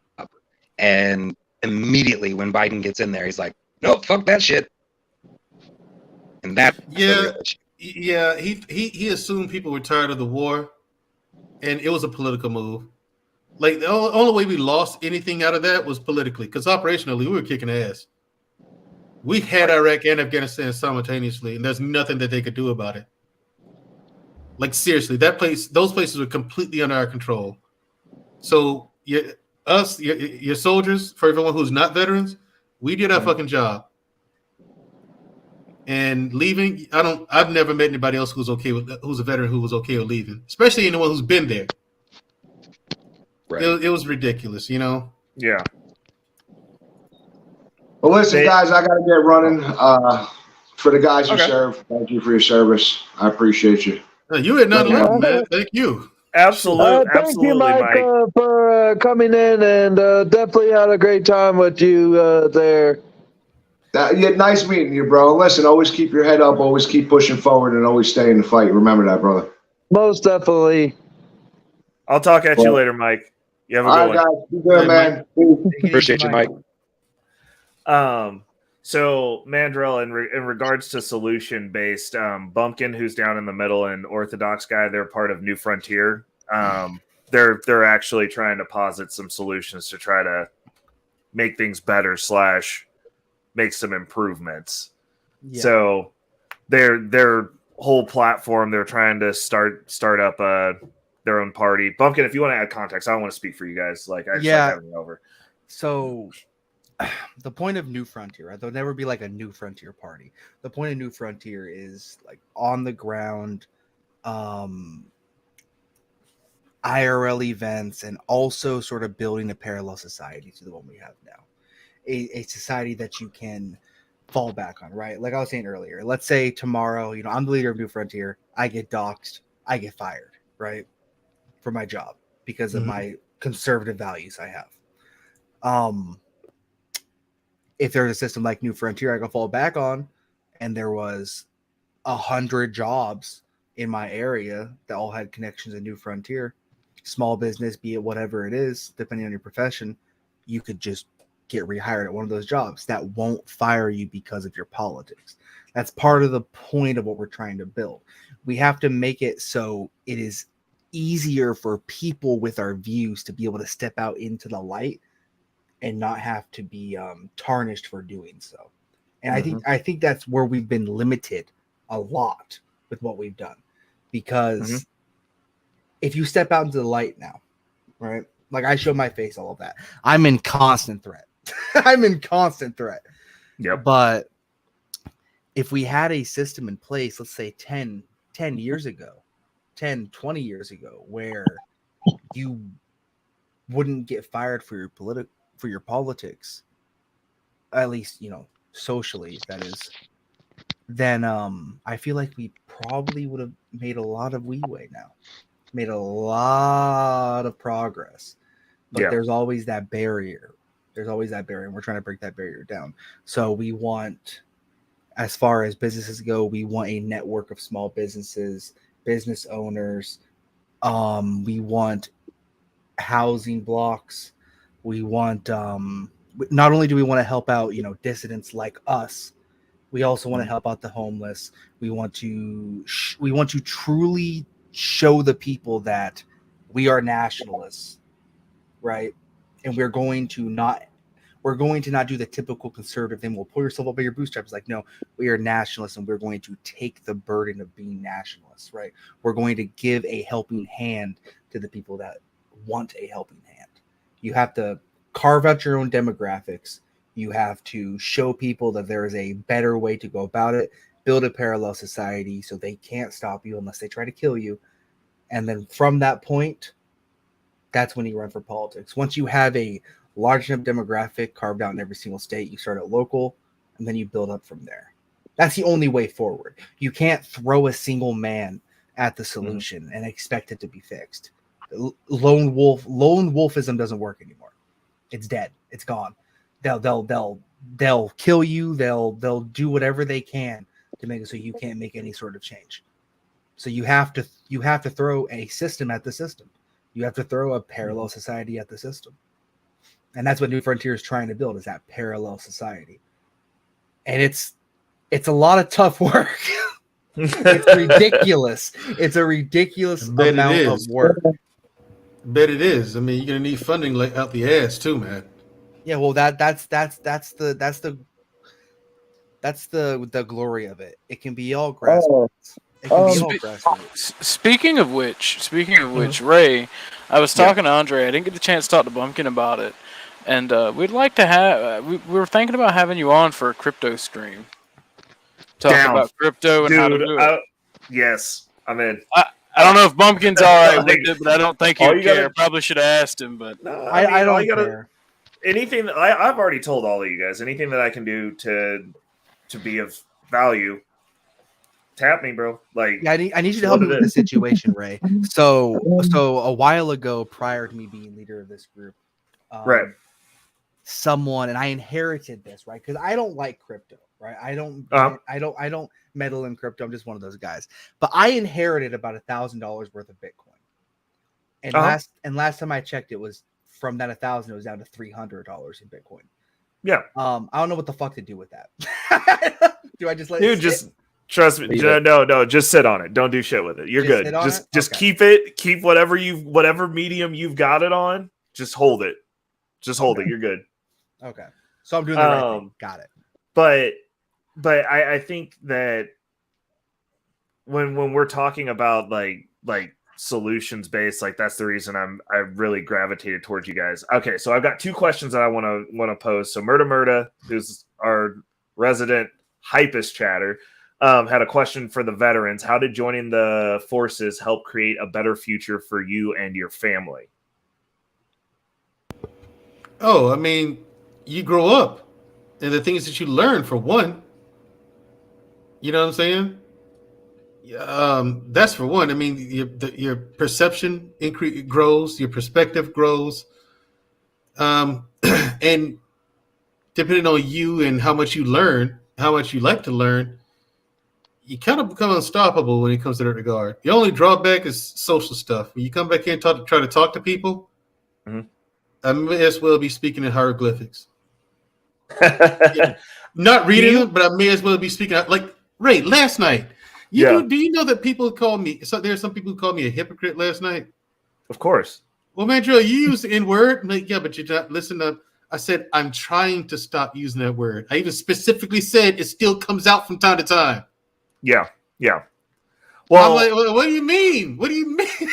and I said the whole point of last night's show was to get people to start thinking. It was to force people to think in a different fashion. Right. Start thinking about, and people, what they do, they come up there and says, well, you can't solve this. First thing was the reason why you can't do it. You know what I'm saying? The first thing out of people's mouths, you can't solve this. Okay, whether you can solve it or not is irrelevant. Give me a solution to any part of this, any branch on this huge tree. Give me a solution just on something. And Tommy B, before he knows it, he did it even on accident. He said, you can't solve this. You can't solve it. It's too much. And right after that, he laid like 3 solutions. I was like, what the fuck? You just said, you know what I'm saying? It's not that hard. It's not that hard to think solutions based, but I still got pushback for it. So no, you're right. Hold on, one more. Murda got another one for us. He said, when black folks hear the word nationalist, we think racism. And you know what? I used to think that, but with the way that things are playing out now and how bad things have gotten, we are here. We are all here. And if you actually talk to some of those people, they're thinking about you too as an American citizen. So like you have to be able to break through that barrier of what we're told, because that's also a mechanism that's in place so that we are not working together. If you look at what happened during the civil rights movement, as soon as it became not a black issue, but a weird countryman issue, like, once black people realized that there were white people in that same situation that they were in, and they started talking, that's when all of our leadership started getting offed. Kennedy, Malcolm X, and Martin Luther King in succession, all talking to each other about fixing this shit collectively as a whole. Because the deal is this: any civilization, your civilization is only as strong as the weakest link of that civilization. So if you have a civilization where we're just being horribly racist to black people, that's a weak civilization if that's 14% of your populace. You are weakening yourselves. It makes no sense. Well, see, my understanding of that whole Kennedy, Martin Luther King, Malcolm X, and him getting involved with the whole civil rights movement is totally different than yours, sir. My understanding of it is the only reason why he co-signed it is because he's getting ready to go to that Russian summit and speak to some major Russian figurehead, and he didn't want that tainting whatever it was he was trying to do with them, because that was right at the height of the Cold War. Yeah. You mentioned not Martin Luther King, but Malcolm X, right? Yeah. Fun fact: there was somebody who was unexpected to there, but I'm not going to bring that up. I advise you do your own research. I'll talk to you about it in the back chat. Somebody you would not expect. We're not mentioning that man live on stream. No, we can't. We can't. But you should look it up. Jesus. Oh my god! I knew you were gonna mention. Fuck. Look, all I'm saying is they killed him and Malcolm X. They did because they worked together. They did because they worked together, and you would not expect at all who I'm talking about. But to be honest, though, what Ray is saying is correct. It wasn't until, like, take Martin for example. You can just use him as one example. Whole civil rights movement, the Voting Rights Act, Civil Rights Act for African Americans. Okay, cool. Fine, we'll give you that. But then he started, I'm holding a poor man's march. Okay, Martin, what's the poor man's march about? Well, not only are black people having this issue, but all Americans, even the poor white people. It's about poor people, period. All Americans, regardless of race. The government's like, fuck that. You got to go. Well, you finna get white people galvanized behind this too? Yeah. Nope. You got to go. And that's why Martin had to go, because that's too much. Now you're going to galvanize Americans, period, regardless of race, behind one cause. Yeah. Well, what they do to one, they'll do to all. Yeah. Eventually, 100%. Also true. And Ray, you know my political background. Yep. And that's a fact. And that's why I stand against it. Because everything they did to black people in the 80s was a test to do to white people and Asians and Hispanics. And one by one, the dominoes have fallen to the point that our family units have been destroyed. The nuclear family has been destroyed. They have sold drugs to our communities. They have destroyed our political power. They have destroyed small businesses owned by all of our people. And gave everything to international corporations. And that's, like, man, you know why I believe in what I believe in. All in the name of profit. Facts. Big facts. All in the name of profit. That is a nice new logo. I despise international capitalism. I'm just gonna say this right now. I would do a crusade. Like, listen, I really don't like international capitalism. Well, the audacity. No, I'm not a communist at all. The audacity for you to start in a host nation like America, right? Perfect consumer society, right? You degrade that society down, and then you either do one of two things, right? You either fire your workers one by one and replace them with new immigrants that come in, or you just say, fuck the host nation, and you ship your entire company across seas like Ford or Harley Davidson. I can go on and on and on. Fucking Nike. And then you just put your factory in a third world nation where you get to pay people 3 cents an hour to make shoes or whatever. The audacity to do that and have so much power over the politician that you can just be allowed to do that. And no one bats an eye. Well, it's an extraction. I used to not agree with you, and I am becoming more and more in agreements with you. Like, the more, because, like, after we had our conversation about it, I had to start doing some research, and, like, the more I look into it, the madder I get, because it's just an extraction of resources. They go, well, sure, we want the safety here, but we're going to take this, and, like, what they're doing is they're diluting our ability to navigate as Americans across the board, and they're taking our wealth and redistributing it. But the issue is, they're not, like, you're not even seeing these third world countries get better. Like, they're not even getting better. They're just going, well, we're going to just move the wealth over here. And it's like, well, now you're taking all of our concentrated wealth and giving it to, like, 1 to 10 assholes that run this shithole that you put your factory in, and their lives are great. And it's just like, okay, so everybody else starving to death. My Ford falls apart now. And on top of that, you've taken, like, the wealth, and now our shit's like 50% more expensive so that we can eat. Like, all of it's bad. Have you ever heard someone, I believe it was Mayo that told me this when him and I were doing that debate. right? And he said a corporation's duty is not to the workers or the people or the nation, but to the shareholder. Yep. But the thing is, that used to not be the case. A corporation was set up in a short-term situation for shipping, industry, and things that were so expensive that it would be really, really, really hard for private owners to raise capital for by themselves, right? And I believe it was the Dodge brothers took Henry Ford to court because his policies were quote unquote monopolistic and destroying the profit margins for their investors.